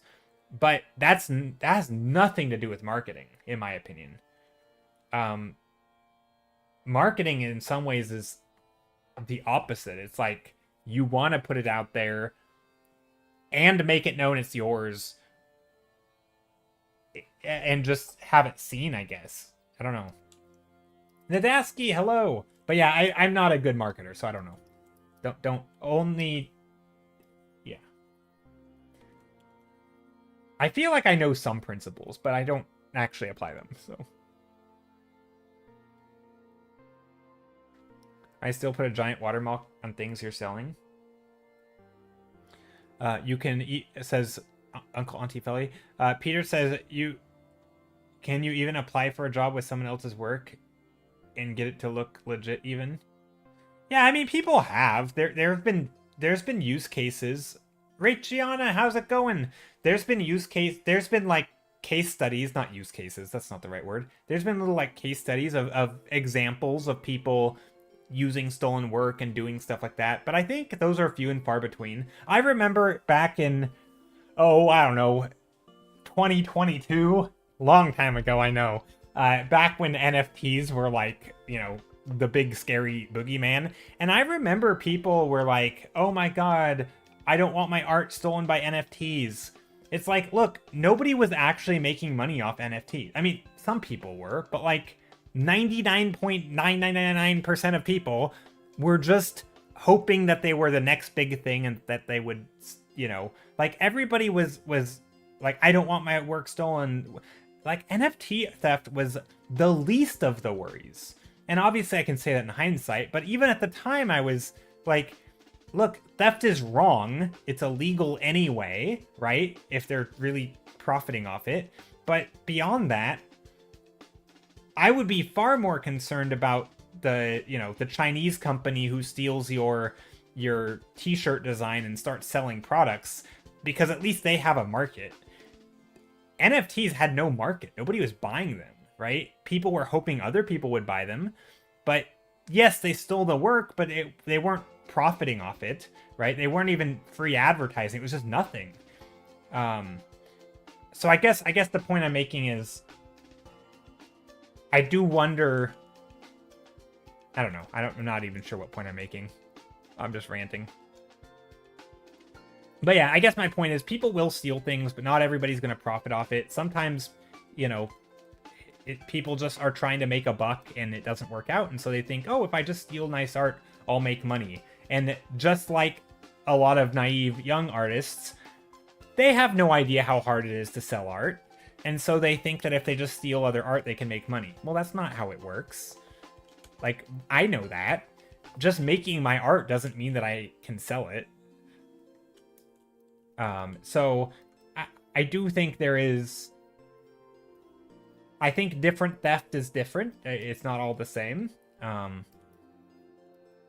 And typically if it's theft on a... I don't know. I think, especially if you're, like, trying to establish yourself, I don't think theft is a top 10 issue. I don't think it's a top 100 issue. I mean, there's even an argument, and again, this is not really my belief. I don't think it is. It might be. I don't know. But there is a belief or an argument that goes something like this. So, okay, well, actually, before I get into that. So, like, with AI, for example, obviously you don't want your work taken. But if there is ever, like, a lawsuit or ever a thing, you know, and you can point to and say, look, my art is there. Like, you've taken it, right? It's what... If everybody... Like, I think there's two cases, right? There's the make your art really hard to steal and make it, and then there's the case where if it's stolen, make it really freaking clear that it's yours, right? Point to it, have your name on it. If you want to do the hidden name, do that. Just make it yours. Have the process, have the receipts, be able to back it up, right? I think those are the two, to me, those are like the two extremes or the two main camps. And I don't think one is right or wrong, but one is certainly better for marketing, right? The put your name on it, put it out there, get it in front of eyeballs. Yes, that means people are going to steal it. But also,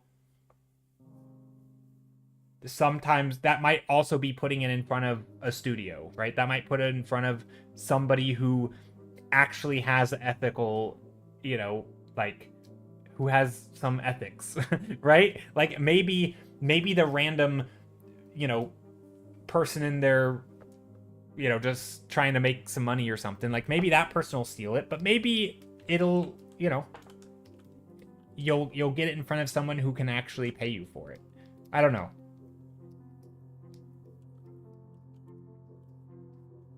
So I again, don't... This is just my view, kind of. Not even my view. It's a view, I guess. I'm so glad that the bubble burst. AI next, please. I mean, yeah. AI is a tricky one because there's, like, it's a weird tangle of ethics and tech that does do something. Certainly more than, like, NFTs. So, like, it does stuff. People are quite literally using it. So it's not like it's completely nonsense. But at the same time, there's theft and copyright issues and legal things and battles still being fought. And like, I hope that people continue to not like it. And I think more and more, I see a lot of, like, people are really against AI. Like, not just artists, but consumers too. If people know that something is AI and was marketed as not AI, a lot of people get angry. You know, gamers getting angry when companies are using AI, and moviegoers are getting angry when companies are using AI. Not just the actors, not just the voice actors, but, like, the actual users. And I think that's really good, because that's what we need more of. And also court cases.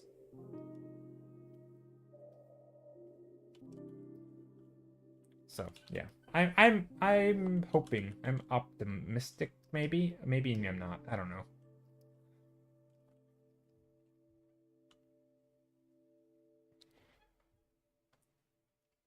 But yeah, I would just say try not to let, like, a few bad actors make it so you're not doing the bare minimum of marketing, right? I don't know. That's my take anyway, and that's what I want to live by, but I get it. It's scary.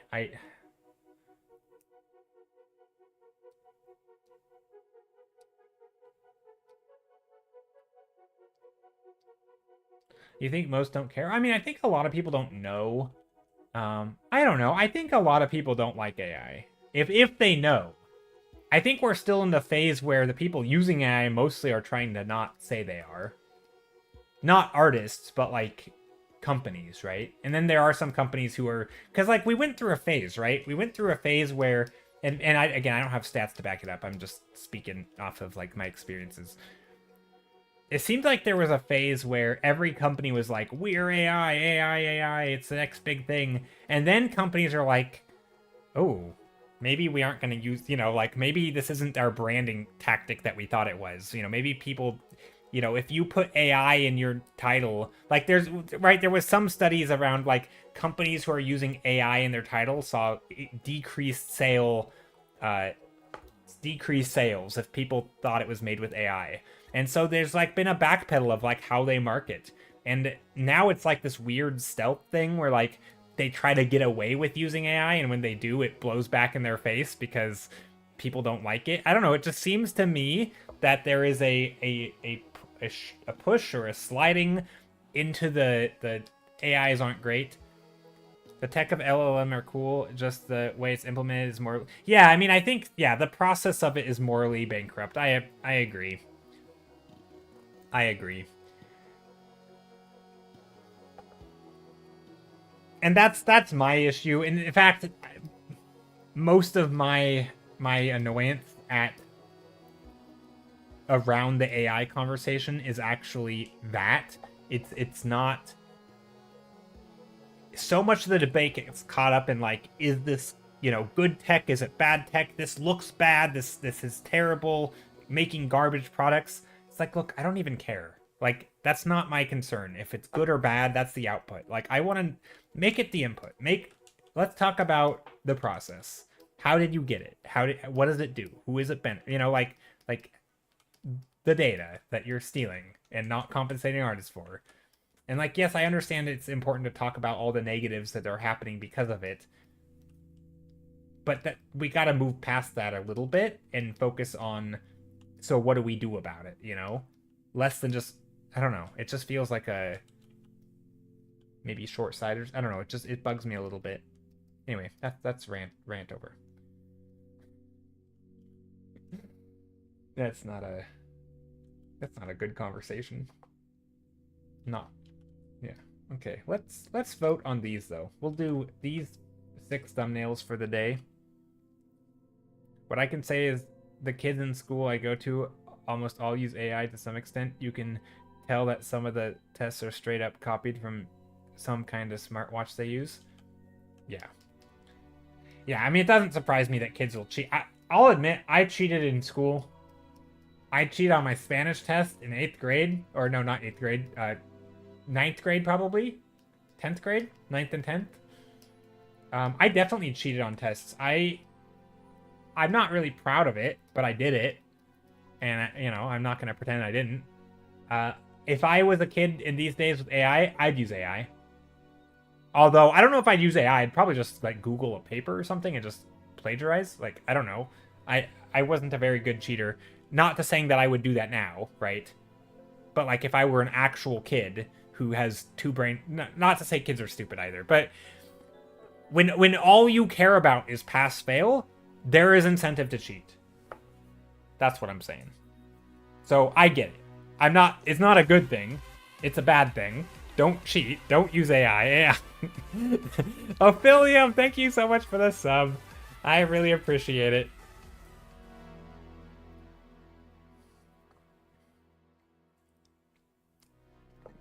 Yeah, I'm definitely not advocating cheating. I'm just saying that I understand that when your entire life is essentially being trained that you're either a success or a failure based on a grade, yeah, I think people are going to do whatever it takes to get the grade. And when you have a low impulse control as a teenager and you're like, oh crap, I stayed up too late playing games, I should have studied, I'm going to fail, oh my gosh, I'm going to fail, what are you going to do to not fail? Well, it seems pretty obvious to me. Long-term thinking and planning is not the strong suit of children. Or probably adults.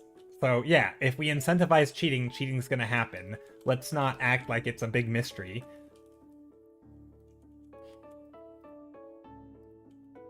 That being said, we should focus on making it not an incentive, right? We should focus on not incentivizing it, and we should focus on the process of making sure things are done properly and, you know, having a good system in place. Okay, let's go back. Hey, I love your art. I want to ask you a question. I have 2 tablets, an XP Pen Artist 12 Pro 11.6 inches, and a Huion. Which do you think? I have no idea. I have no idea which is better. The Huion doesn't have a screen. The XP Pro does. My friend gave me the screen one, and I want to ask your opinion. So I don't think it matters too much, as long as they both have pressure sensitivity.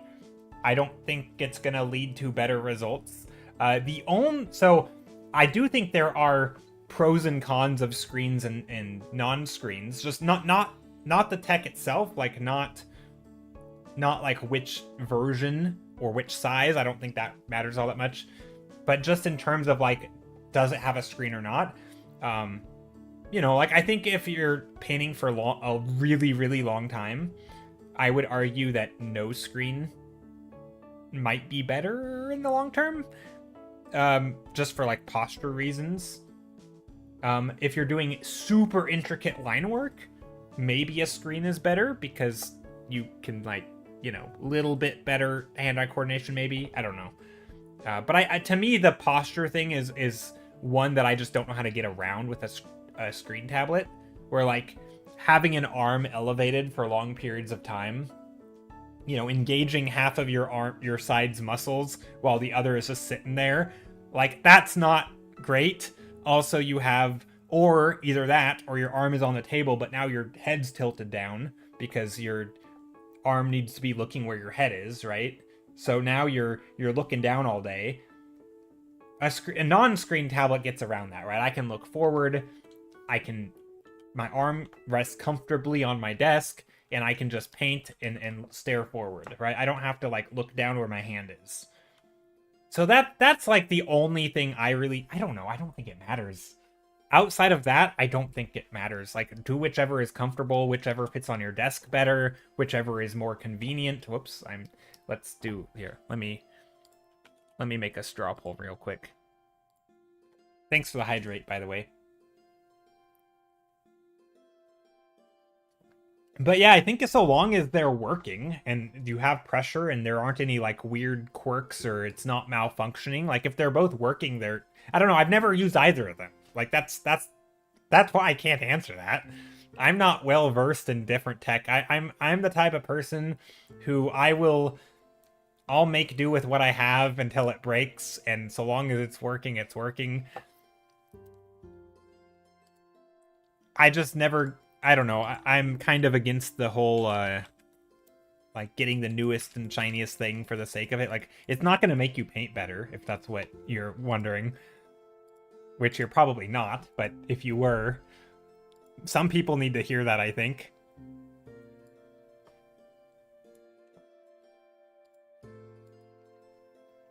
Okay, hold on a second. Let me make sure I did this right. Oh, I did. Perfect. But yeah, again, thank you so much. What do I use? I use a Wacom Intuos Pro Large, so it's a non-screen tablet. Before this, I had a screen tablet. I had a Cintiq. Way too much money for how long it lasted. It lasted about 5 years, but it was like $1,500 almost, or $1,400 or something. So way too. I mean, I went like that was like my big purchase of the decade for me. So that was more money than I should have spent on a tablet probably, but I thought, you know, I want to just really get something nice for myself, and I did, and it lasted 5 years. I'm like, you know, doesn't like, because before that I had a small Intuos, and honestly, the small Intuos was great. I kind of missed it, so now I'm using a large Intuos. It's also great. I like it arguably better than my screen tablet for the reason I just mentioned, with like posture, not having to. The only downside is that I have to have table space, right? So if you have like limited table space, you might consider a screen tablet, because then it can just be your monitor. But again, a lot of these things are more like your situation dependent. They have nothing to do with the technology itself. It's not which is making a smoother line. It's all about, you know, do you have enough table space? A big tablet on your table takes a lot of space. What do you do with it when you're not using it, right? All these questions. A screen tablet has similar issues, you know, with posture and stuff. Again, nothing to do with the tablet itself. This is all about your situation. So, you know, and some people are like, oh, this is too glossy. This is too rough. This wears down my nib. Like, okay, those are kind of valid concerns, I guess. But like the glossiness is like, that's a preference, you know? Some people learn on that and they love it.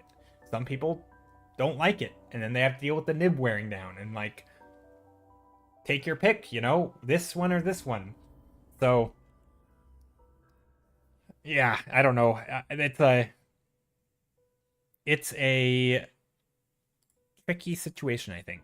Also, vote. We should vote. So these are here. I don't know if you guys can see these. Oh, there we go. You can. Okay, yeah. Pick your vote. This will be the one that I work on till the end of stream. That's how voting works for this. If you're new here, basically I will work on one of these till the end, and I'll turn it into something hopefully that doesn't suck. And yeah, that's kind of how that works. Just little idea sketches from today. Main reason I got a screen tablet is so I can use it as a second screen when I'm not painting. Yeah, so that was probably the biggest thing, the selling point. I think maybe also if you're someone with low space requirement, but also maybe like an impulse control thing, or like a, you know how some people, you know, starting and setting up their painting is like the biggest struggle for them. You know, a screen tablet that's already on your desk is right there. So like maybe it's just one click away, right? But at the same time, what I've noticed is that I actually like that my tablet is just for painting, because it's less tempting to like play video games, right? Like once I do the act of take my tablet, put it on my desk and plug it in, it's painting time, right? I don't even have the table space for my mouse anymore. So that means I'm painting, right? There is no like, oh, I'm just gonna, like, it's much, I don't know, it's almost like the equivalent of like going to a different room to do a task, right? It's sort of, tablet is for painting. And so when if I can put my tablet on the table, that designates painting time, and it's easier for me to like not be distracted and sort of procrastinate, because that's what I'm gonna do. I'm gonna paint. Whereas if I have a screen tablet, I find that it's very easy to like, oh, I'm just playing games. It's there. It's there, but you don't really associate it with painting. And so it's kind of, it's almost like out of sight, out of mind kind of thing. Like you're genuinely are not thinking about painting, because it's not a painting device. It's a screen that you happen to be able to paint on. And so I've found that it actually, I think I don't know, like they're both, maybe it depends on you and what your sort of personality is and how you handle that stuff, but I don't know. I can see a pro and con for both, but I'm partial to the non-screen tablets. Heyo, Rona, how's it going? Heyo, been lurking for a bit, was trying to avoid the AI topic. Yeah, no worries. It's a topic that pops up every once in a while. And the current song is adorable. Oh dang, it was just over. Yeah, it's a playlist that Kath linked, Rona. This is the playlist from the Adventure Zone that Kath, yeah, I think she put it in Discord. It's like a 4-hour playlist, so it's absolutely perfect for stream. Main thing against screen tablet is that I heard that your hand impairs your vision. Yeah, I mean, that's another issue, right? So I think there's tons of pros and cons for that. I don't know. I'm not one to speak on the nuance of like which tablet, but in terms of just like big picture, oops, I just hit my bike. Big picture screen tablet or non-screen tablet, I do think they're, yeah.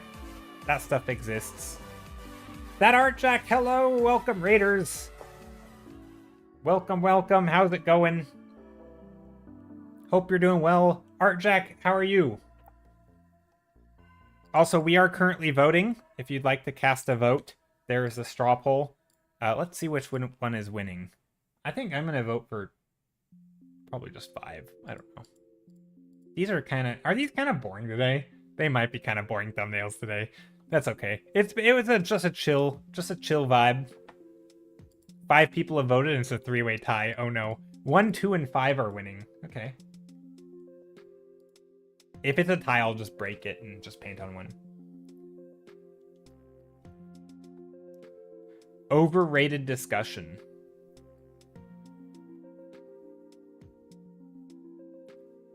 Overrated discussion? Oh, which tablet? I mean, I think a little bit. I think most tool and, which brush, which tablet, which, what monitor, what's your camera, what's your mic. I think most of those tend to be overrated discussions. Because they're just not, like... I guess it depends on what the purpose is, right? What is the purpose of the question? I don't know.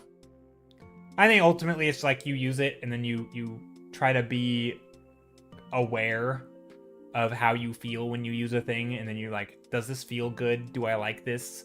And then you change if you don't, and you keep trying things, and you're like, oh, I like this one better, And then at some point you have a preference, and then it's like, oh, before you know it, you have a thing that you keep using because it's the one that you found that suits your needs. But like, it wasn't really about what was objectively better. It was just about what you decided worked best for you. And that's the same way with painting, right? That's how you try a thing, you do something, you say this was fun, and then you keep doing it, and this wasn't fun, then you stop doing it. And oh, I really like the look of that, or oh, what a neat brush. Maybe I can incorporate it into my way of working. And then like before long you have a way of working and you're like, oh, look at that.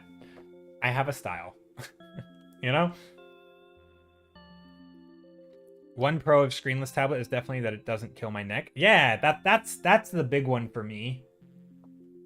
And like even just long term, not having to look where is so with the screen tablet, right? It's either your neck or your arm, right? Almost always one or the other. It's either your arm is elevated if it's in front of you and it's raised, or it's not raised and it's down, and then your arm is fine, but now your neck sucks, right? Like it's pick your poison kind of. Yeah, that's how I am too. Okay, last call. Last call for the voting.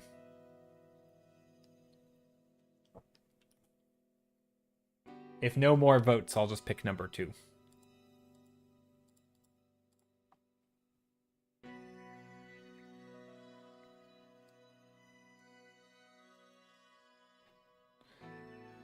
But yeah, Art Jack, what were you working on? I want to see your art tax. Share that art. I'd love to see. Seperta 4. Did you vote? We need the vote in the straw poll, because that's what I'm going off of. Although 4 would put it right at 2 votes. 2 and 5 are winning. 2, 5, and 6 are winning. Okay, it's just a tie. Everybody is voting for like 1, I think, or something. I think you can vote for multiples.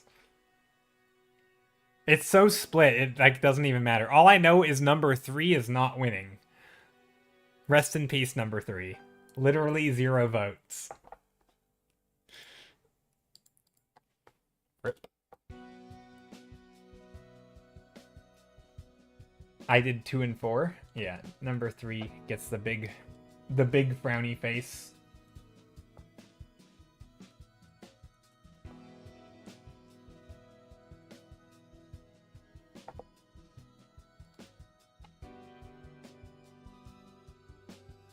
Okay, I think we can call it. Number 2 or 5 or 6. I mean, I don't know. I want to say 5. I think we're going with 5. It was a tie. 5 will work. Okay, let's do this. I think 5's going to be pretty chill. What I am going to do, though, I'm going to do something different. So, I I'm gonna try to add some grays. Or you only keep the one that... Do you keep all sketches you make on stream? I mean, I keep them in the sense that I have a file with them saved. Is that what you mean? Yeah, I have them saved in a file, but I don't do anything with them. They just sit there. I will never work on them again. So, I mean, I don't... Yeah, I don't delete it, but they're basically gone. I mean, even the paintings that I do on stream are a one-off, right? I'll probably never work on them again either. You know, maybe someday they'll make their way into like an art book or something.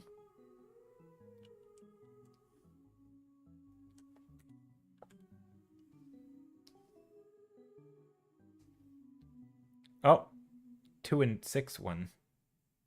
I just saw the vote go up. But it's too late. We've already decided. We got a last minute vote, but it was after I had already cropped it. Well, that's okay. This one's going to be fun. I think what I'm going to try to do here is add some grays, add some nuance into the color palette.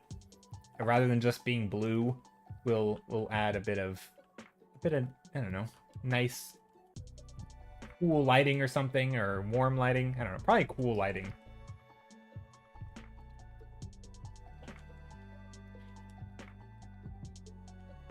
Or maybe relatively warm lighting, like a light desaturated blue.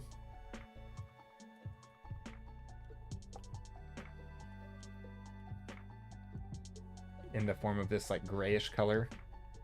That might be a thing that we do. But before I do that, let's make a new layer.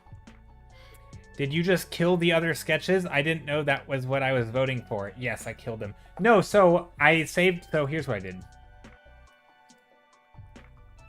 I saved out... Oh.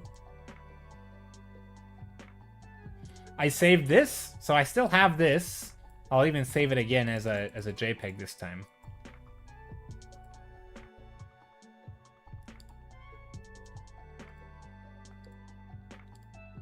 Let me open this up again. So I have these saved, and then I have, this is just my same working file, but I've saved it as a duplicate, and so I'll keep painting on it. So yeah, you did vote for that. You voted for these to die. That's what you voted for. Little did you know, you were voting to destroy a bunch of paintings. Destroyer of art. No, I'm not too precious about them. I have a lot of those paintings. Not to brag or anything, but I do... We have a giant stockpile of art. Like, a lot of them. A lot of folders, and in each folder is a lot of thumbnail sketches. And every single one has a painting in it. Some have, you know, 4 sketches there. What's this one? 6 sketches here.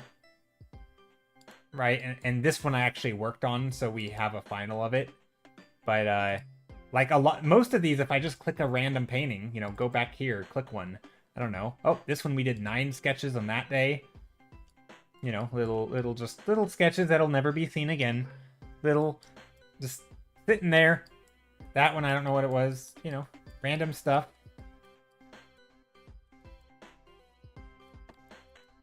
This is the one we worked on. So, but, you know, just tons of them. We have literal... I mean, we have hundreds. Not quite thousands. This is, well, I have 600 on a separate hard drive. But here's 250 of them. Roughly. So yeah, we have like 600 more on a separate hard drive, and just loads and loads, like just oodles, oodles of paintings. So yeah, no, I mean most will never be seen again. I mean not really anyway. They just kind of sit there.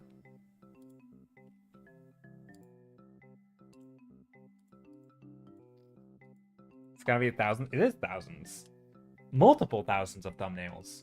Because I have 1,000 folders almost. Well, 800 and whatever I was at, 64, or no, 867. See, there's a number up here. So I have 867 folders, and each of them has somewhere between 6 and 9 thumbnails on average. So yeah, that's like 5,000, probably. I don't know. It's a lot. It adds up, and that's the thing. It's just time. Just slow.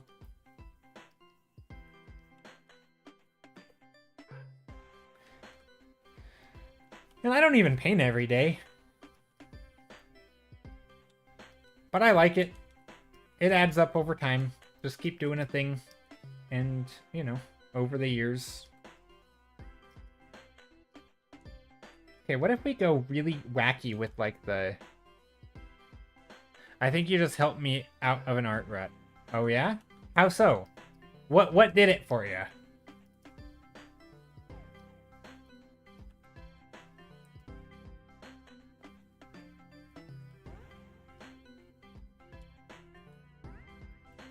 Okay, we've got... Let's add some brighter stuff back here. Yeah, what did I do that helped you? I didn't do anything. But, you're welcome? I don't know. No, I will say, speaking of art ruts and stuff, this is something that I've been pretty outspoken on throughout the years.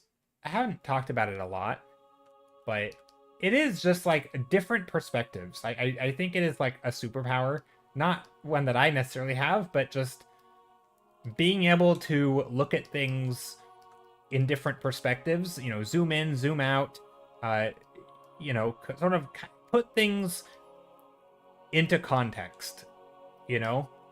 Like, if you're not feeling great and you're like, oh my gosh, I don't feel like painting, what do I do? It's like, look, it's painting. Like, go do something else, right?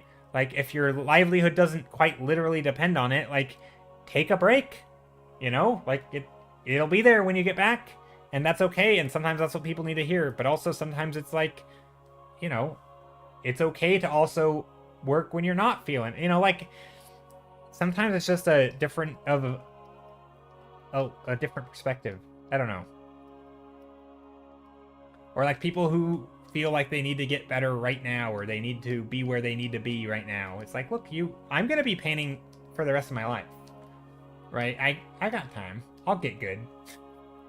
I'll get good eventually, and especially I think if I keep trying to learn and keep trying to, you know, learn new things and slowly apply them. I don't think there's a choice other than to improve.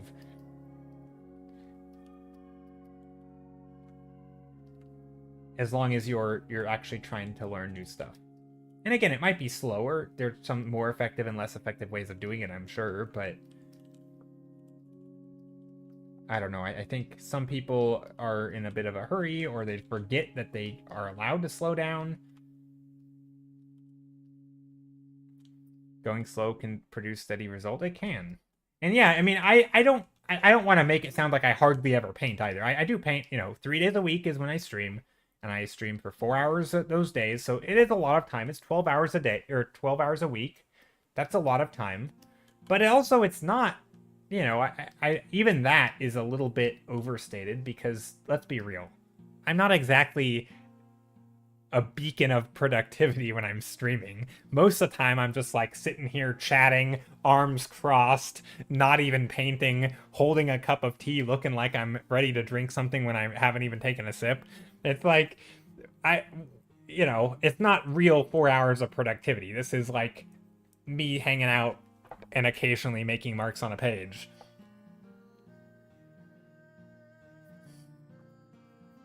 It's probably closer to like 6 hours of painting time a week. You know, that's still not nothing. That's something. That's almost an hour a day, right? It's significant in that it's a commitment, but you know, chunking it into 4-hour things. Who was it? Somebody was talking about, I think it was Sarah, last stream. Somebody was talking about playing video games and how it's really hard to just play an hour of a video game. Like, you want to play more than an hour, right? Like, you want to... Like, it's hard to sit down and be like, oh, I'm going to stop this story that just got started 1 hour into it. That's a hard thing to do. And so, that's, I think, painting's similar, right? Like, it's hard to just paint for an hour. Because nothing's going to be finished in an hour. And so, if you want to, like, work on something, once you start, it feels like you need a few hours. So, like, that's, you know, if you do that, it's not... I don't know. I don't think it's terribly bad. Although I did just paint for like 4 hours today already before this. I painted a portrait. I did a portrait painting. It didn't turn out very good, but I tried, and it was something. I don't know if it was a good something, but I did it.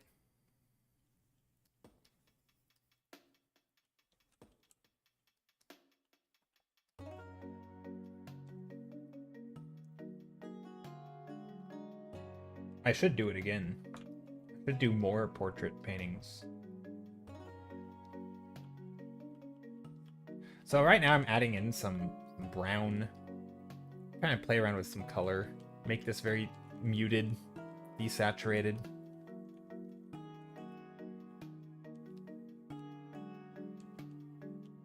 I'm also trying to make the shapes look good, but this one doesn't.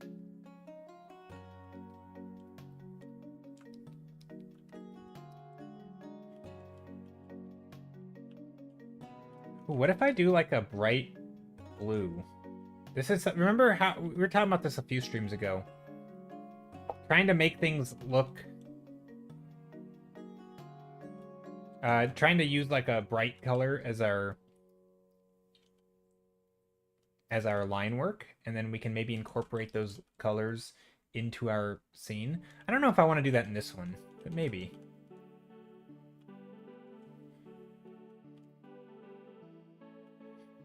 Maybe we'll go like that.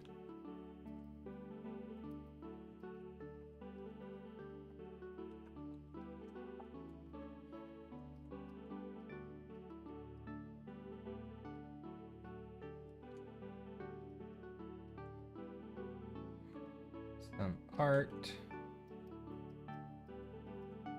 Some yellowish colors in here. They're not really yellow.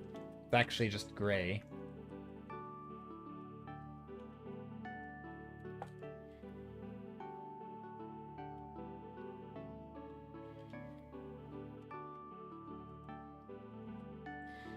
I'm also trying to make some longer brush strokes. Something that I've noticed that I do is, I don't know, and this might be a tablet issue, so actually, or not a tablet, but like a motor issue, kind of.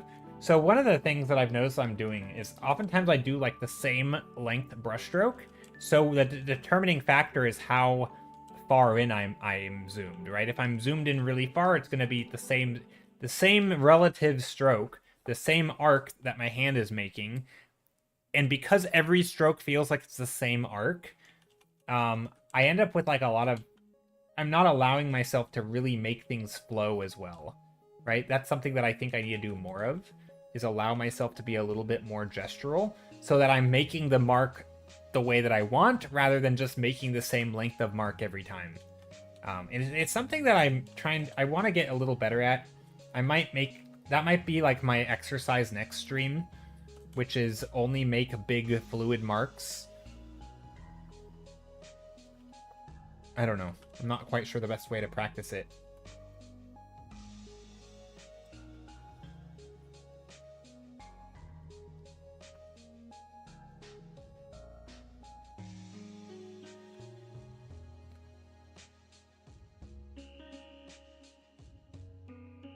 But it's definitely something that contributes to nicer shapes.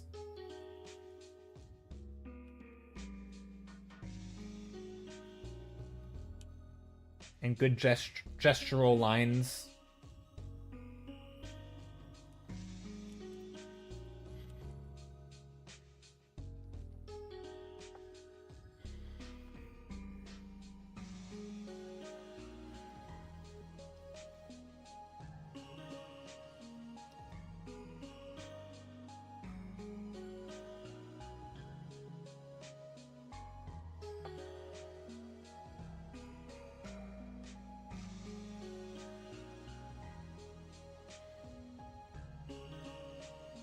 Yeah, maybe this is like a little house here. Some little houses. Maybe there's a little car. That'd be kind of fun. We haven't done like cars in a long time. A little car here. I don't know if this looks like a car.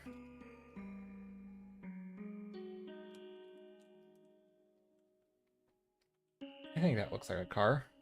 Let me get some of this. I don't really know how to draw cars, so this is not going to look great.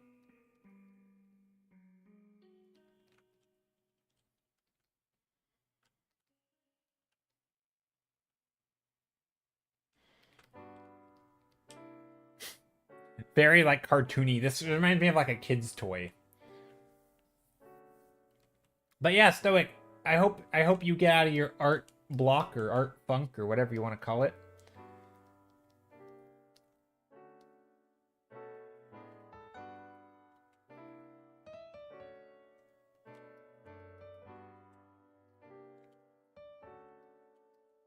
I will say today when I did a portrait painting, because it was something that I really wanted to do. It wasn't like oh, I gotta practice, right? I mean, it was kind of a double whammy because I gotta practice also, but because it was something I wanted to do,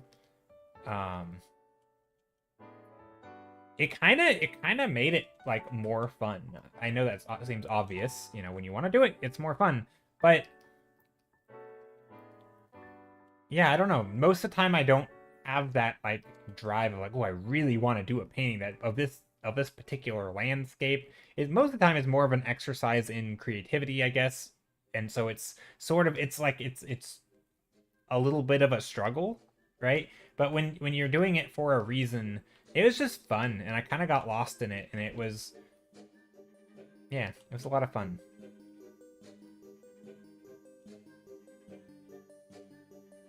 So speaking of like getting through an art block, not that I was art blocked, but it sort of was like that, right? It felt like it was getting through an art block because it was like a boost of I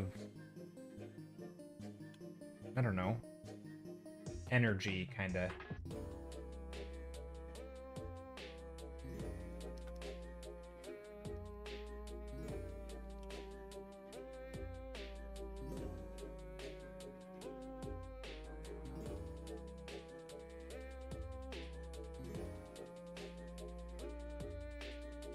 I don't know if I like that there's a car here. Very weird to put cars in a painting like this, in like a fantasy painting.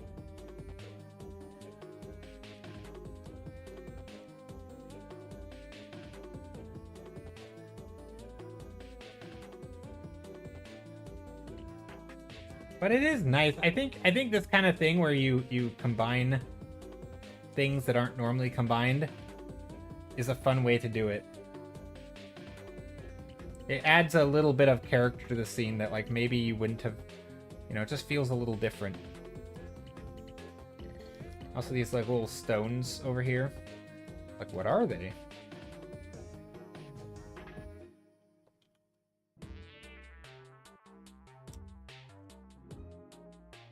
I'm just making random shapes. I should be using reference for these.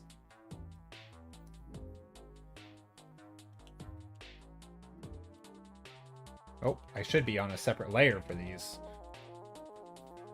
That's what I should be doing.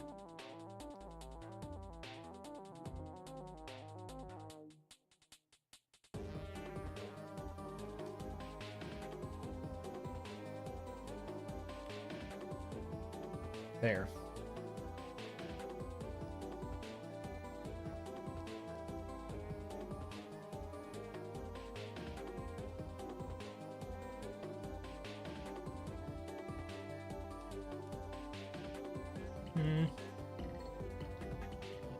Maybe not. That going slow can produce steady results. Oh, yeah, I already read that. Yeah. That is a thing. That whole concept of going slow producing results, like it is funny how it's not really probably something people think about is like, how long am I going to be painting? How many years do I think I'll be an artist? Because my hunch is that for most people, it's all of them. And yet, that should be pretty obvious if that's the answer, that, oh, you're going to make a lot of art then.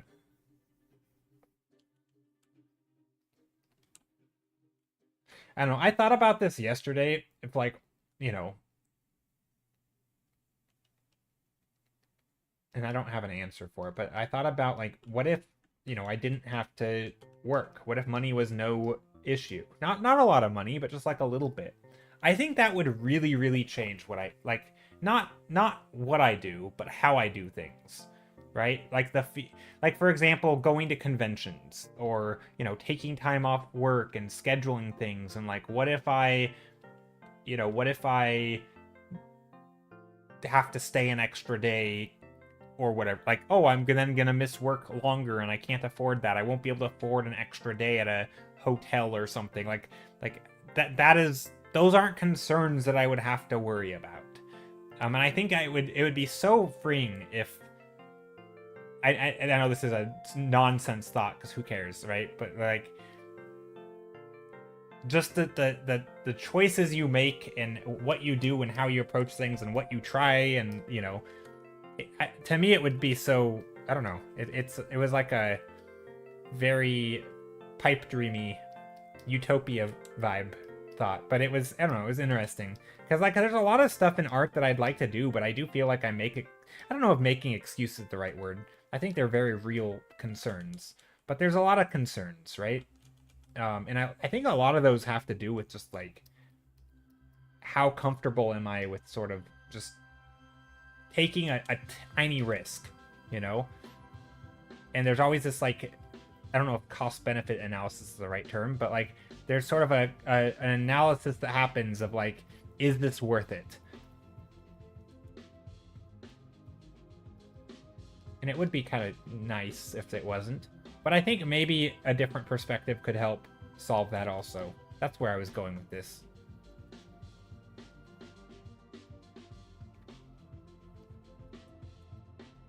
Like the perspective of, you know, like I'm going to be doing it a long time, and you know, things tend to work out anyway, so who cares? Just go for it, I guess. Do it. Do the thing.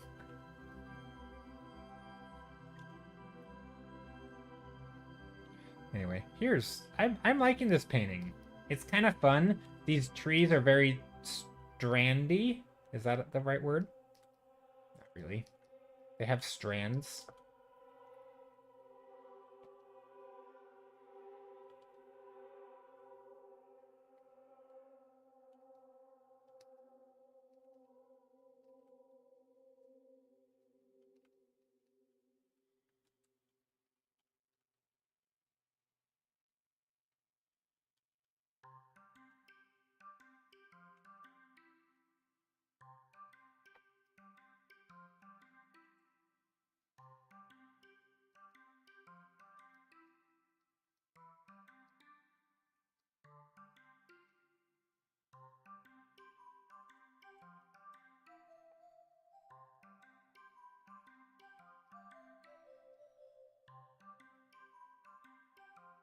Sort of giant trees that we can drive through, maybe.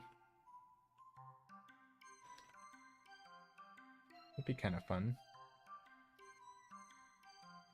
Although that doesn't look like we're driving. Actually, we could do that. We can make a giant tree that we drive through.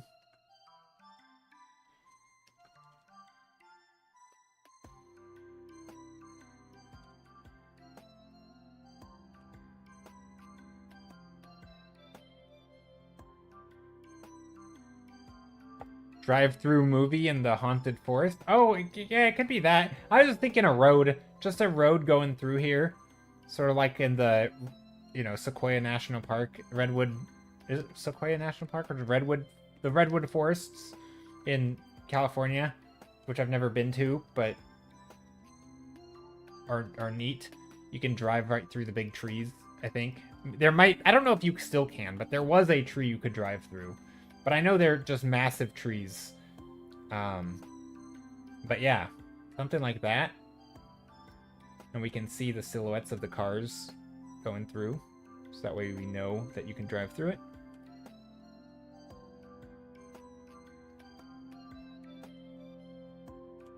And of course you know these are cars because you can... Some of them you can see the tires, but these you can see this car. So you can kind of infer that these are also cars. Even if they're not super clear. Let's make one of them red. I feel like in a painting like this, a nice red. Also, thank you for the follow. I really appreciate it. Hope you're doing well today.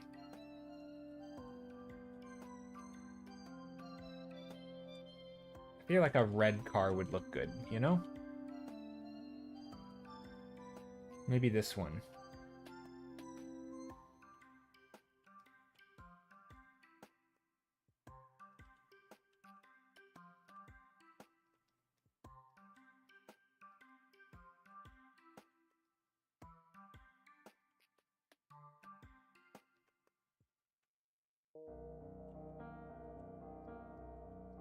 I don't know if the red's gonna look good. That's why it's on its own layer.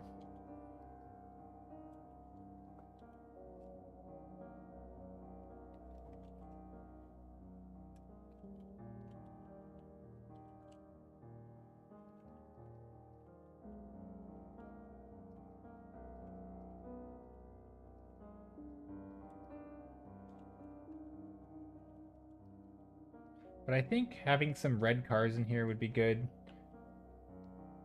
Just some different colors. You know, nothing crazy.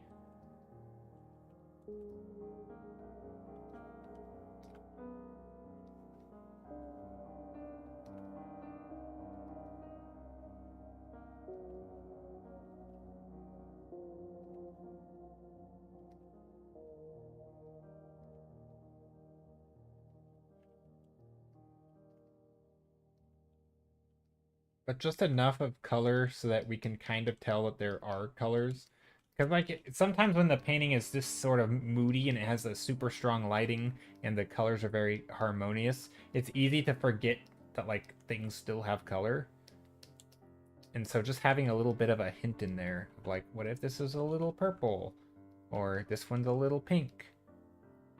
And like that's gonna, even if you don't know quite what color it is, it still implies that they're different colors.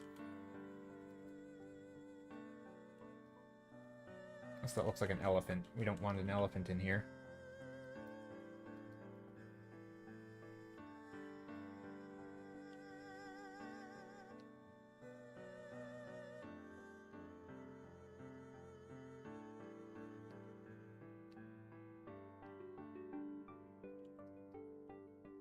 Kind of just make some shapes of cars. You could do like old-timey cars. Okay, time to bust out old car references. Hold on. Old cars. Images.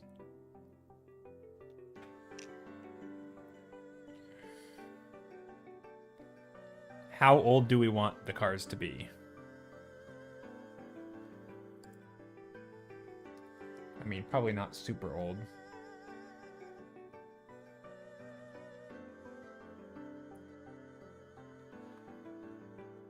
But just trying to get the gesture right, you know? Like this. Maybe this one goes like that.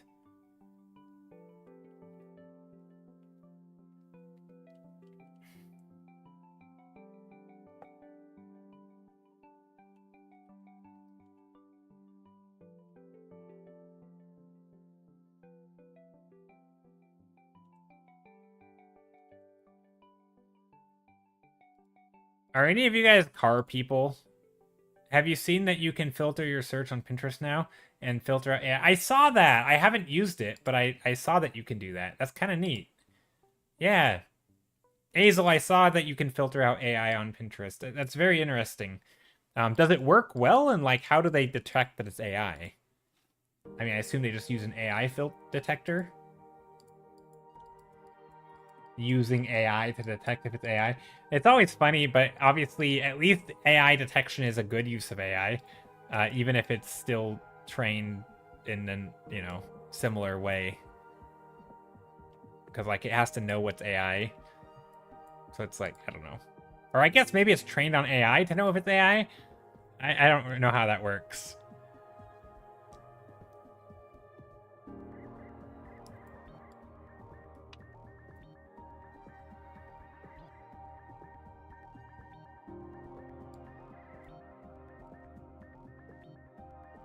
But yeah, that is nice that you can filter it out.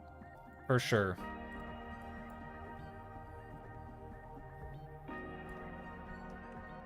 I am painting a forest without a single bit of green in it.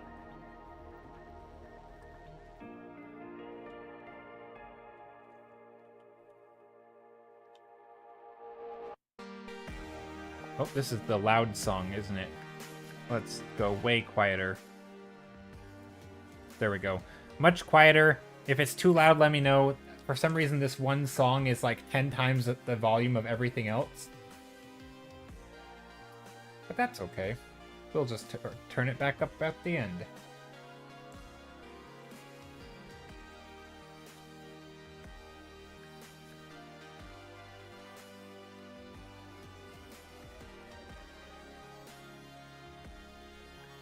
I'll just paint some green.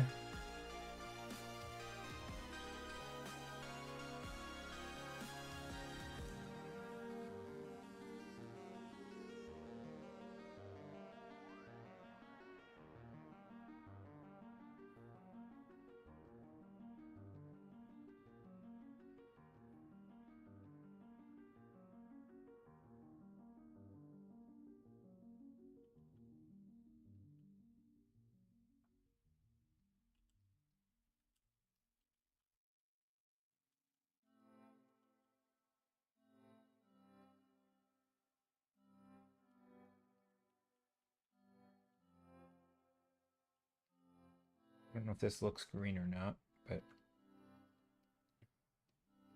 let's go a little darker.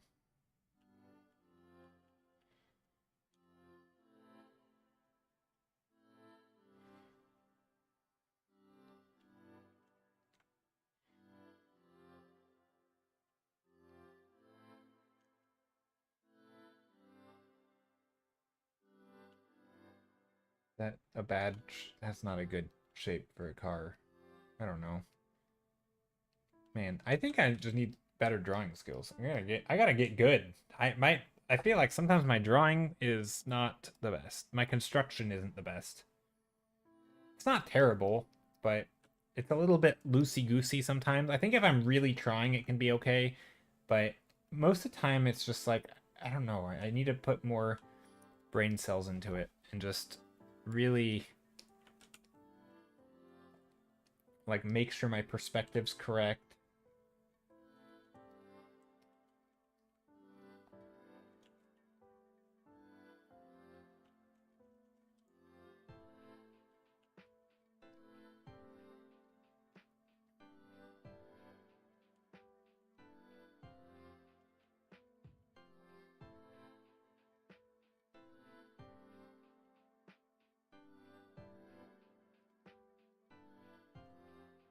Also, a lot of times the things I'm painting, the lighting is different.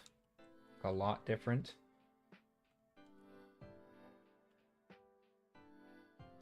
Which makes it hard.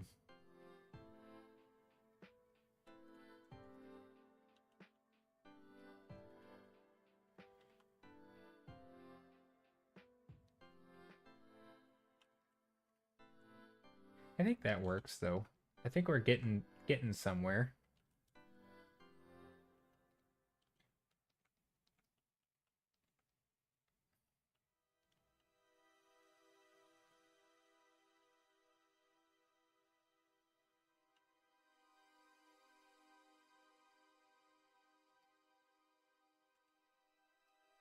And maybe we'll go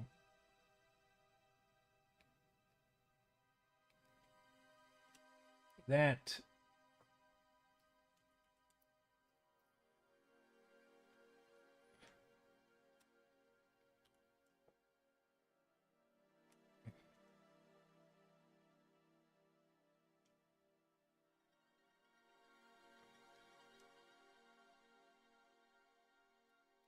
Try to go like that.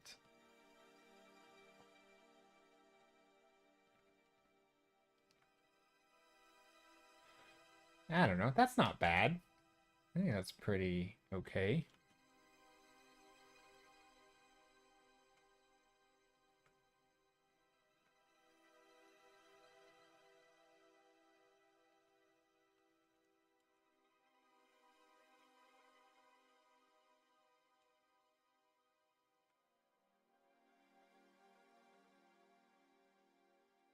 I don't know. Maybe I'm fussing over that too much. I don't think that's important, actually.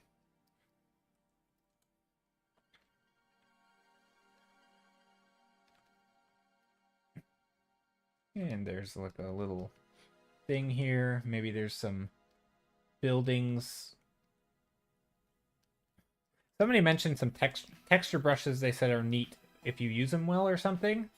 I agree. That was a while back somebody mentioned that though. But I think texture brushes are fun to use. I think they can be a little bit, like, sometimes it's probably good not to use them, but I probably overuse it because I mostly use the same brush.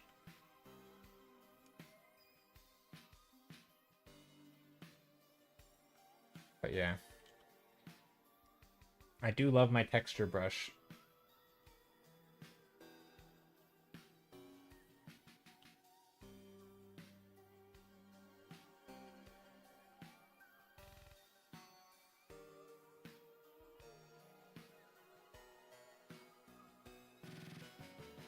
Right now, though, I'm not really using it as a texture brush. I'm basically just using it as a. I mean, there is texture, right? But that's like the least. There's actually, in some ways, I'm fighting the texture. I feel like, which is, probably a sign I shouldn't be using this brush. Where like I'm actually just trying to make solid shapes and clear lines.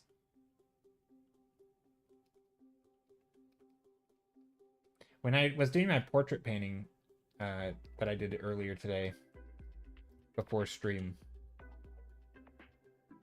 I had a reference and it was very painterly. At first I thought maybe it was AI, but it wasn't. I double checked. But it was really interesting because some of the shapes on it were like very well carved out. So like if you had a light and shadow, like there were really interesting like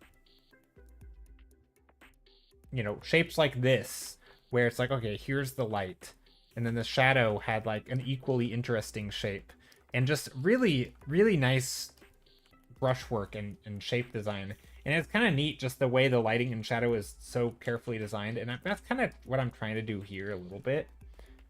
Just like, okay, well, like where can I put some shadow here? Maybe I can just make some interesting shapes.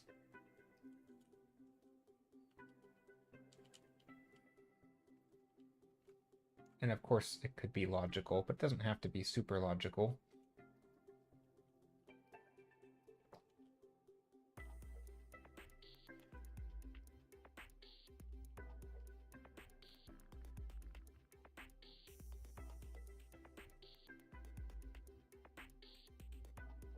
Especially in environments, right, where you have all these little like puddles and bits of snow and or whatever it is, right? You can have all sorts of stuff. If you want a random shape that cuts across here, do it. Like, there's nothing stopping you, because stuff has all sorts of shapes in real life.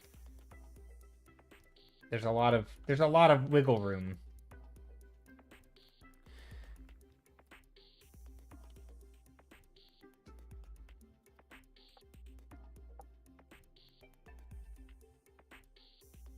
Oh yeah.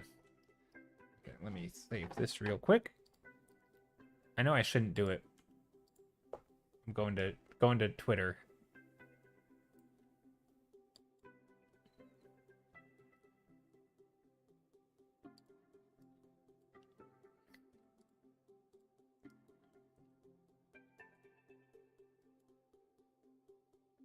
There we go. Browsing Twitter on stream. Okay, back to painting. Quick brain break. Okay. Nothing important there. Let's see. I think for color we can do some more stuff here. Maybe some little dashes of like a teal or something. I don't know. Maybe there's also, is this going to be a car back here?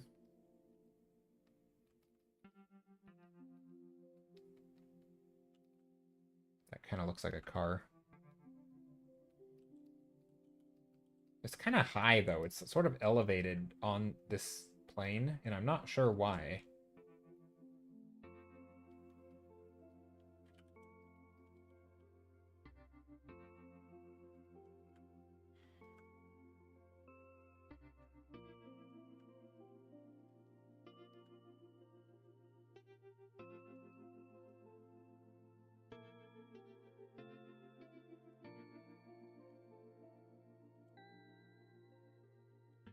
Also, maybe we can do some more light stuff back here.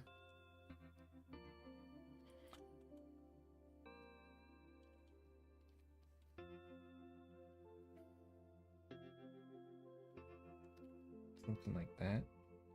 I don't know.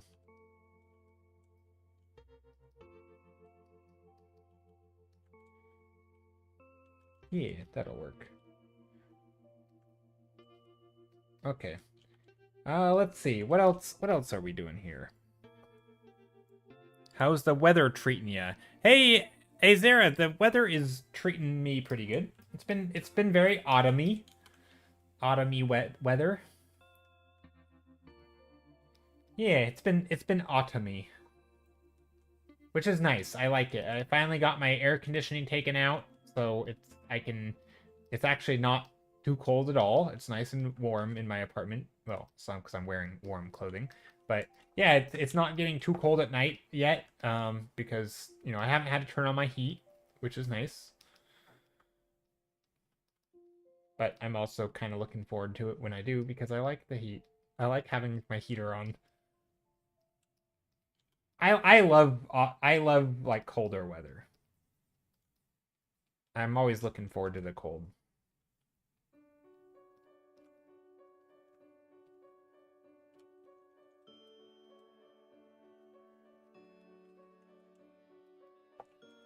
What about you guys? How's the weather for everyone?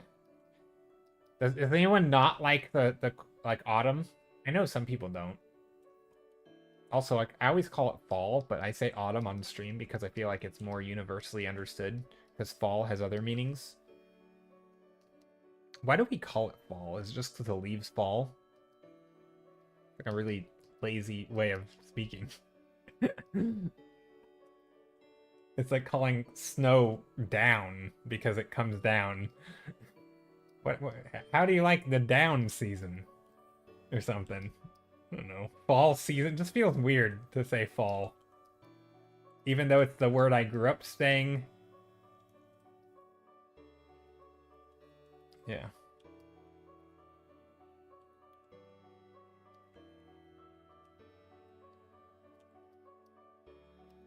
Random squares in here.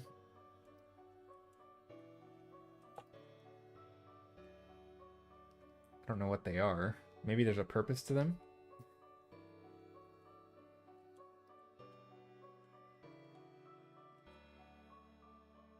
They kind of look like tombstones in a way. Or gravestones. Cold, autumn, fall weather is best. That's good. It's raining in Paris. Oh, nice. I like rain. I mean, actually, no, that's not true. I don't like rain. What am I talking about? Well, actually, that's not true. I don't mind rain if I'm inside. Rain is of all the weather is one of my least favorites, because I just don't like being wet when I'm, you know, wet and cold, and it's like once you get wet, you can't just like instantly dry off, right? You can't will yourself to be comfortable. And it can kind of start like, I feel like it can start raining kind of randomly in certain seasons. And so, like, you're not if you're trying to go out and about, you either have to just have your coat on you and hope that it doesn't get, you know, and hope that you don't need it, or you risk getting rained on. And I don't like that. I don't like that it's sort of... It doesn't feel as in control. Whereas, like, if it's cold, it's cold. Like, you know how cold it's going to be that day. Like, with basically pinpoint precision, right? And so, like, you take a coat if it's cold, you don't if it's not. But the rain feels like it can just kind of come at any temperature, you know? I don't know. Rain is not my favorite. Also, you need, like, better stuff. Like, if your shoes are like, get wet and your socks get wet, it sucks. And maybe I've just never been as prepared for the rain as I have been for the cold. I'm always much more well prepared for the cold.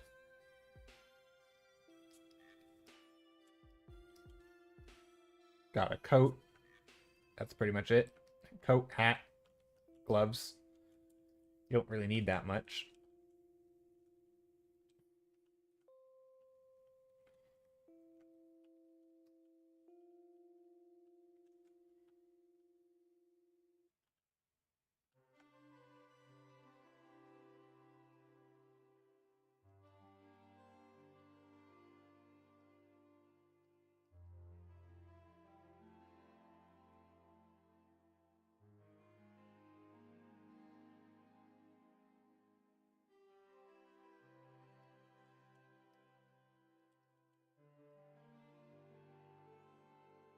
Maybe these are like little, like a vigil or something. Maybe these are little shrines. I was gonna think maybe they're houses, but maybe not.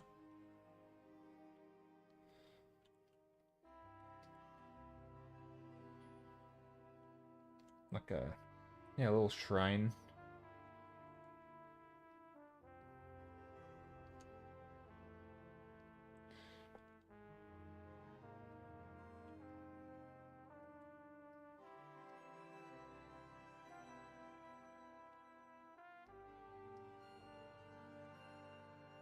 I like that. That feels fitting.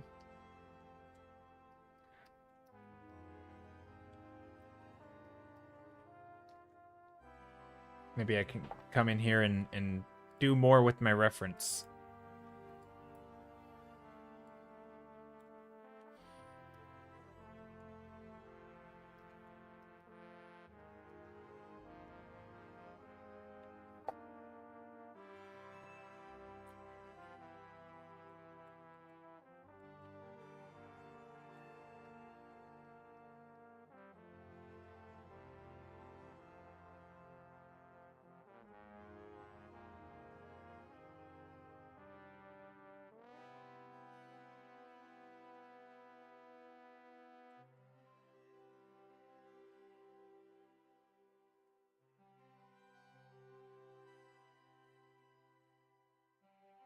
But yeah, cars are not my thing to draw. But they are kind of fun. They're really good for like perspective practice, you know? They're definitely a good practice thing. In fact, I should do more just so that I get better at drawing them in perspective. Because drawing organic shapes, not organic, but sort of hard surface shapes that are bendy, you know?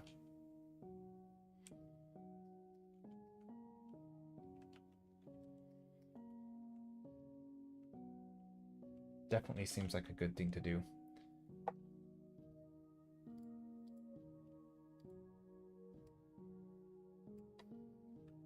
Ooh, I love that snow on the shadow side of the car.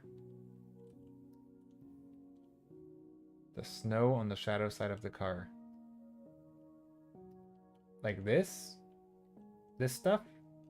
Or a line? I actually don't know if there is snow on this car.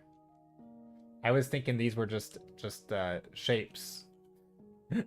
These were just gonna be a reflection, and I was just trying to sketch stuff out. I don't know if I made snow on the car. Yeah, the snow's paths. Yeah, this is snow. Yep, this is snow.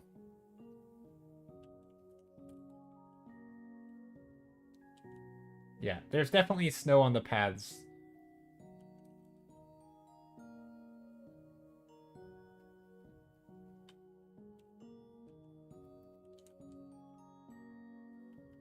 Which I don't know if I like that because then it's not on the trees. And it should probably be up here. But maybe these trees are warm. Maybe there's no snow on the warm trees.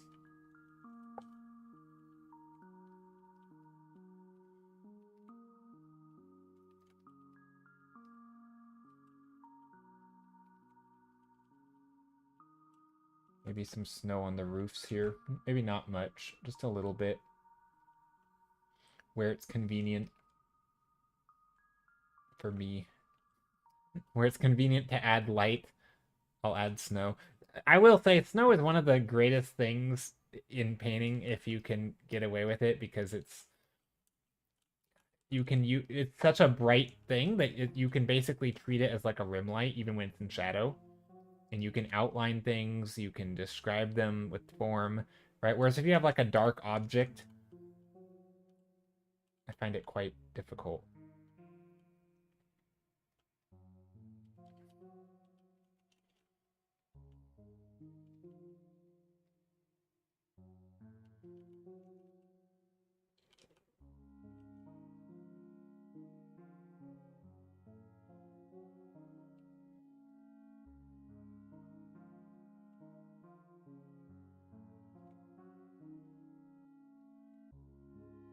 I'm trying to add in some... I'm just using the white lines to sketch in some shapes here.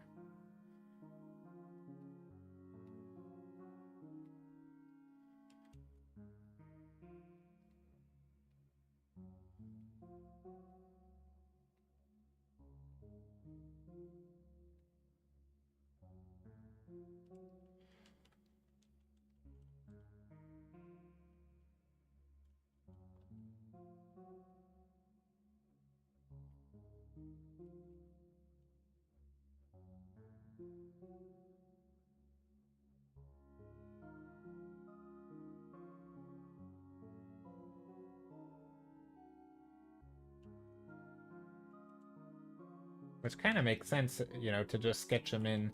I probably should have done more of that over here.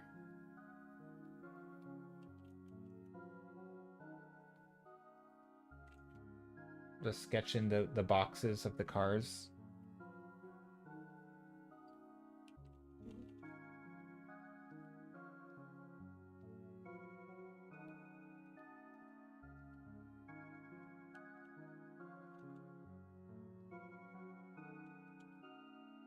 Because a lot of these are just probably not in very good perspective. Just helps keep it a little straighter.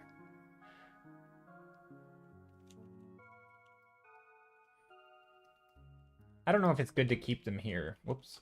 Also, that was all in the wrong layer. That's okay.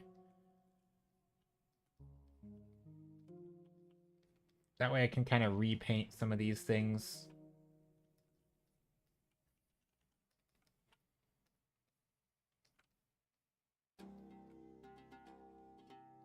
They're a little boxy.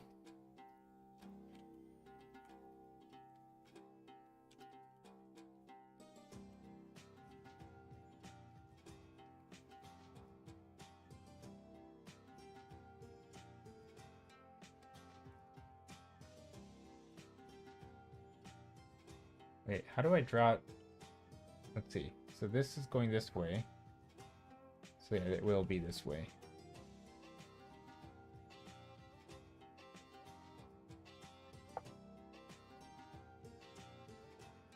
I think that's right.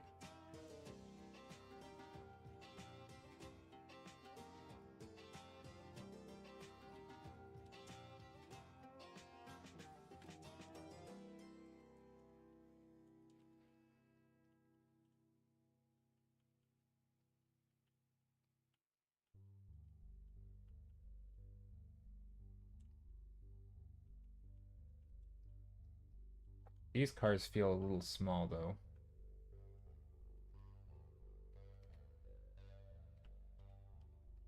I mean, they are far away.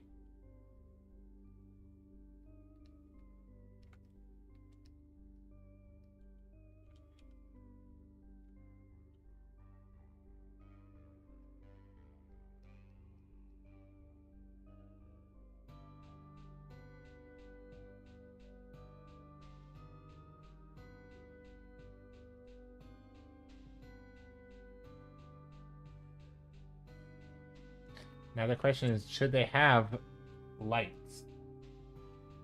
Are they driving? I think we do put lights. I think we put red tail lights for the ones that are driving. Because then what? I keep talking and not having a finished thought. Then I add some color, little color punches. I think it'll look nice. Also, maybe some of them will have light, you know, like this, where we can see the light off in the distance.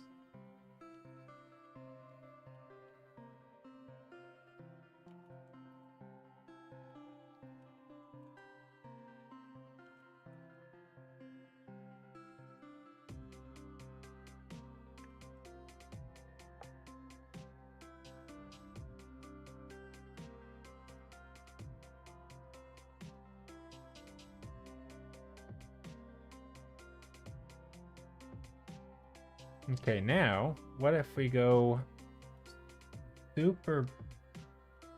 Well, let's see. Do we go darker? I'm thinking the darkness on this needs to go a little bit more. Like, I don't think I want to go this dark, but like maybe at some spots. I mean, is that bad?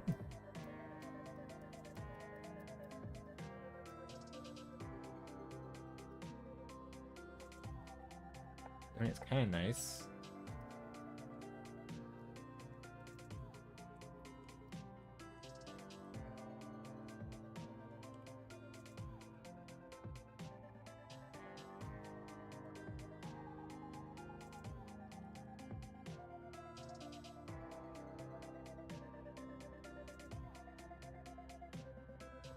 It's not too bad.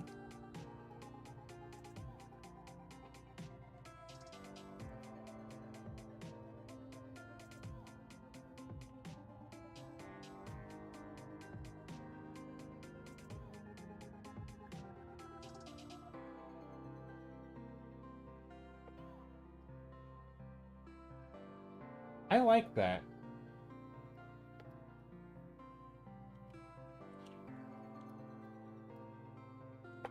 Now, I'm gonna take a dark red brush, or dark red, and just start... Maybe I'm not gonna do that, actually. I thought I was gonna take a dark red and just slap it in here. Also, I'm on a wrong layer. Maybe I do. Do I do this red light here? This one has to be too small, right? This is too small? No? Maybe not. Maybe it's correct. I don't know. This one also feels like it should probably be on, but maybe not.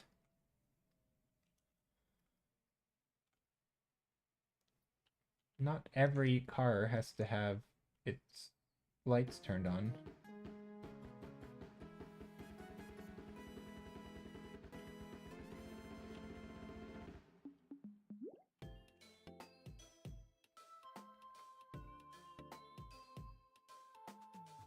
Okay, so here's a shape for the car.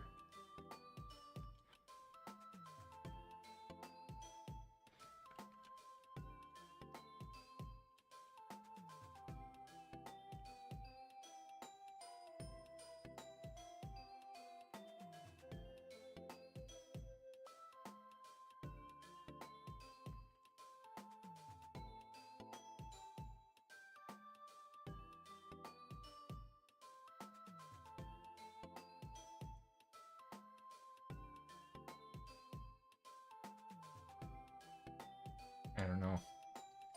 I don't know if I like the car shapes. Cars are hard to paint.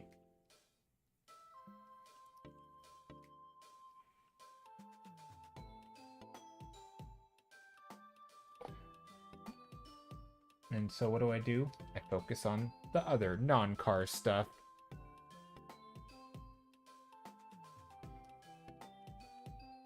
But I do like this. Overall, this painting's not bad. I like the idea. I like the concept. There's these cars. you know, going in here. Sort of this path they're following has a bit of snow on it.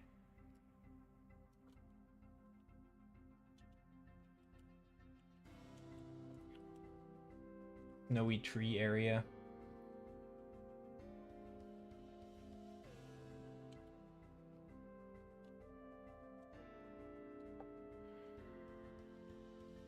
Maybe there's some snow on the, again, some snow on the roof.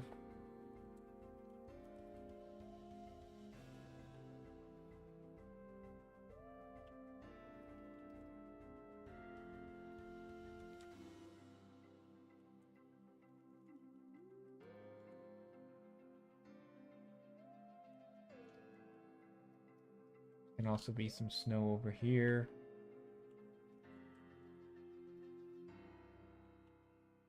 I don't know what these are, but I feel like having snow on stuff kind of makes sense. But yeah, I think this is probably a pretty good spot to stop. I'm a little tired. Probably because I was painting for about 4 hours before stream today. Actually, maybe even more than that. But it was kind of last night / this morning. I don't know. It was weird. I was up at a weird time. Very weird hours. But I think I like this. It might be a little too smooth, which is weird because this is kind of, that's like getting close to the style conversation that I hate so much. But the brush work is a little, like, sometimes I smooth things out and I like to leave it a little chunky. Because I think, one, it is a sign that I'm focusing on the big picture stuff properly. Like, it's, you know, if I only do the big forms, instead of a chunky as like the end style, right? It's more of like, was my mark making focused on the form, or was I like over smoothing stuff? And I think sometimes I over smooth things because I think it's more important than it is.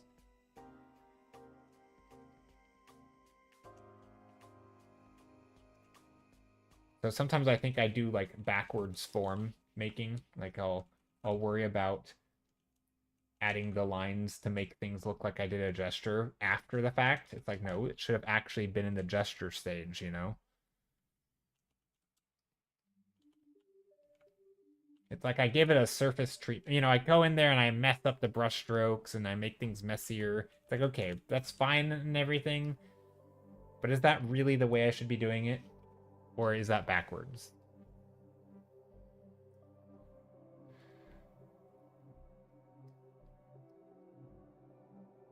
Oh, not. I don't know what I just did there.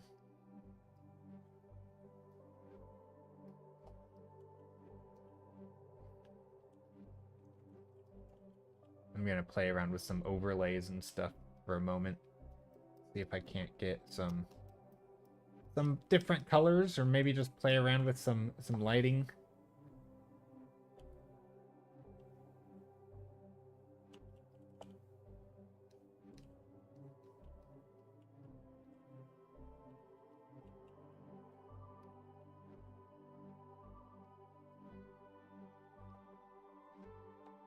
Maybe there's like a moonlight coming in.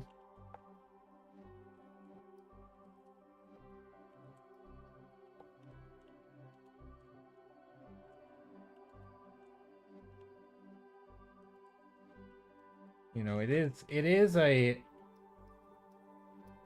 what is it? It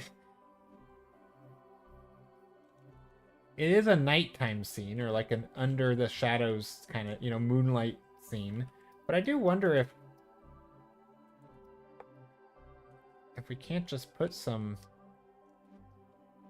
straight up like moonbeams, you know? Moon, just some light just coming through the mist. Now, if we do that, is that snow? Maybe it's just patina. It could be. I think it's snow.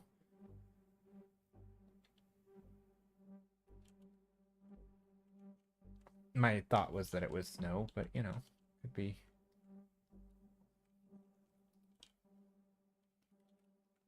Sometimes I'll make things just because I think they look nice, even though I haven't really thought about what they are. But yeah, no, I'm pretty sure this is snow. The only issue with it being snow is that I don't want to put snow everywhere. And oftentimes, if you're going to have things that are, on the ground like this, you would want to put snow everywhere. Like, I don't want snow everywhere. So it's hard to do just like a little bit of snow.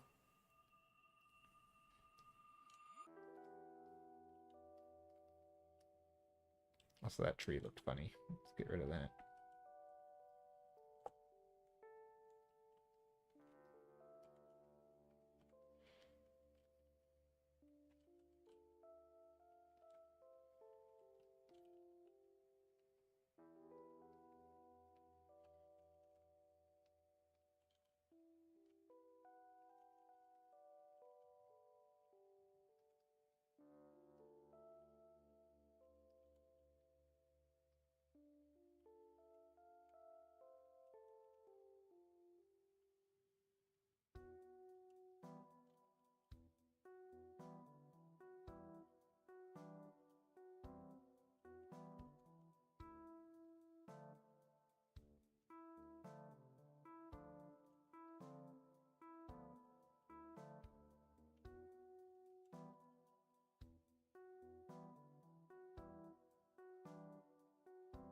Yeah, I think these car shapes do not read well.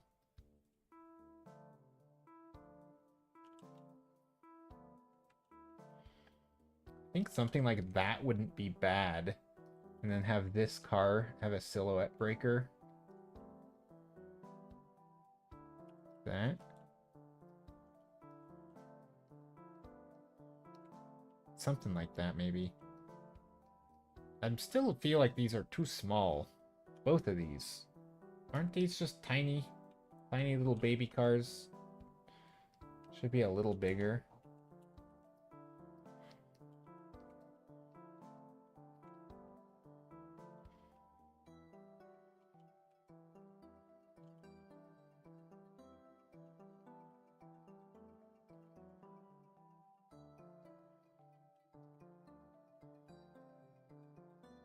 Something like that. Also, then this would be a giant car. But maybe we don't need it to be a big car. Maybe we just put little dots of red in here. And as long as it's dots of red, then our brains will be like, oh, there must be cars back here. Because, we've already trained ourselves that, like, look, there's red on the taillights. All this red must therefore also be car taillight.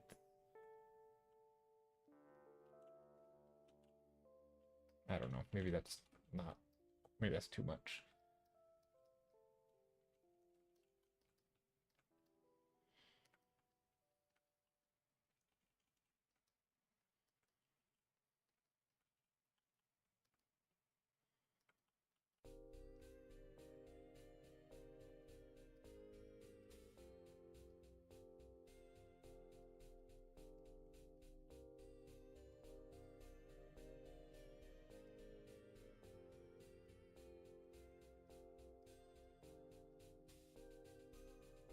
There. I think something like this is neat. I'm liking this painting. It's kind of chill. Okay, I think this is a good spot to stop. Thank you guys for hanging out. We're gonna go raid somebody. I guess the outro is that I stream 3 days a week. Mondays, Thursdays, Saturdays. Next stream. Oh yes, next stream I have an announcement. We are doing our sketch exchange. Gosh, I can't believe I wasn't mentioning it more often. But we have a sketch exchange next week, or next Saturday, on next stream, next Saturday, on the 25th of October. If you want to participate in a Halloween-themed sketch exchange, you should. You should join. I think I streamed too long today. Gosh, I don't know. Sometimes the longer I stream, I feel like I only have a couple hours in me before I start going downhill. I can stay, like, enthusiastic or like high energy for a while, but then I get so tired. I don't know what it is. It's hard, man. No. But yeah. Let's end there.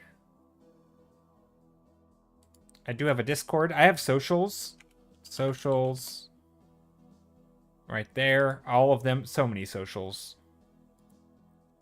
Let's see. What's the most important social? I don't know. Probably none of them. Instagram. I have an Instagram. Same name. JStiller30. Everywhere. All right. See you guys. Hope you all have a good rest of your week. And hope to see you on Saturday for the sketch exchange. Same time as normal. I'll start 1 hour into stream. Think of a Halloween-themed sketch idea, a prompt.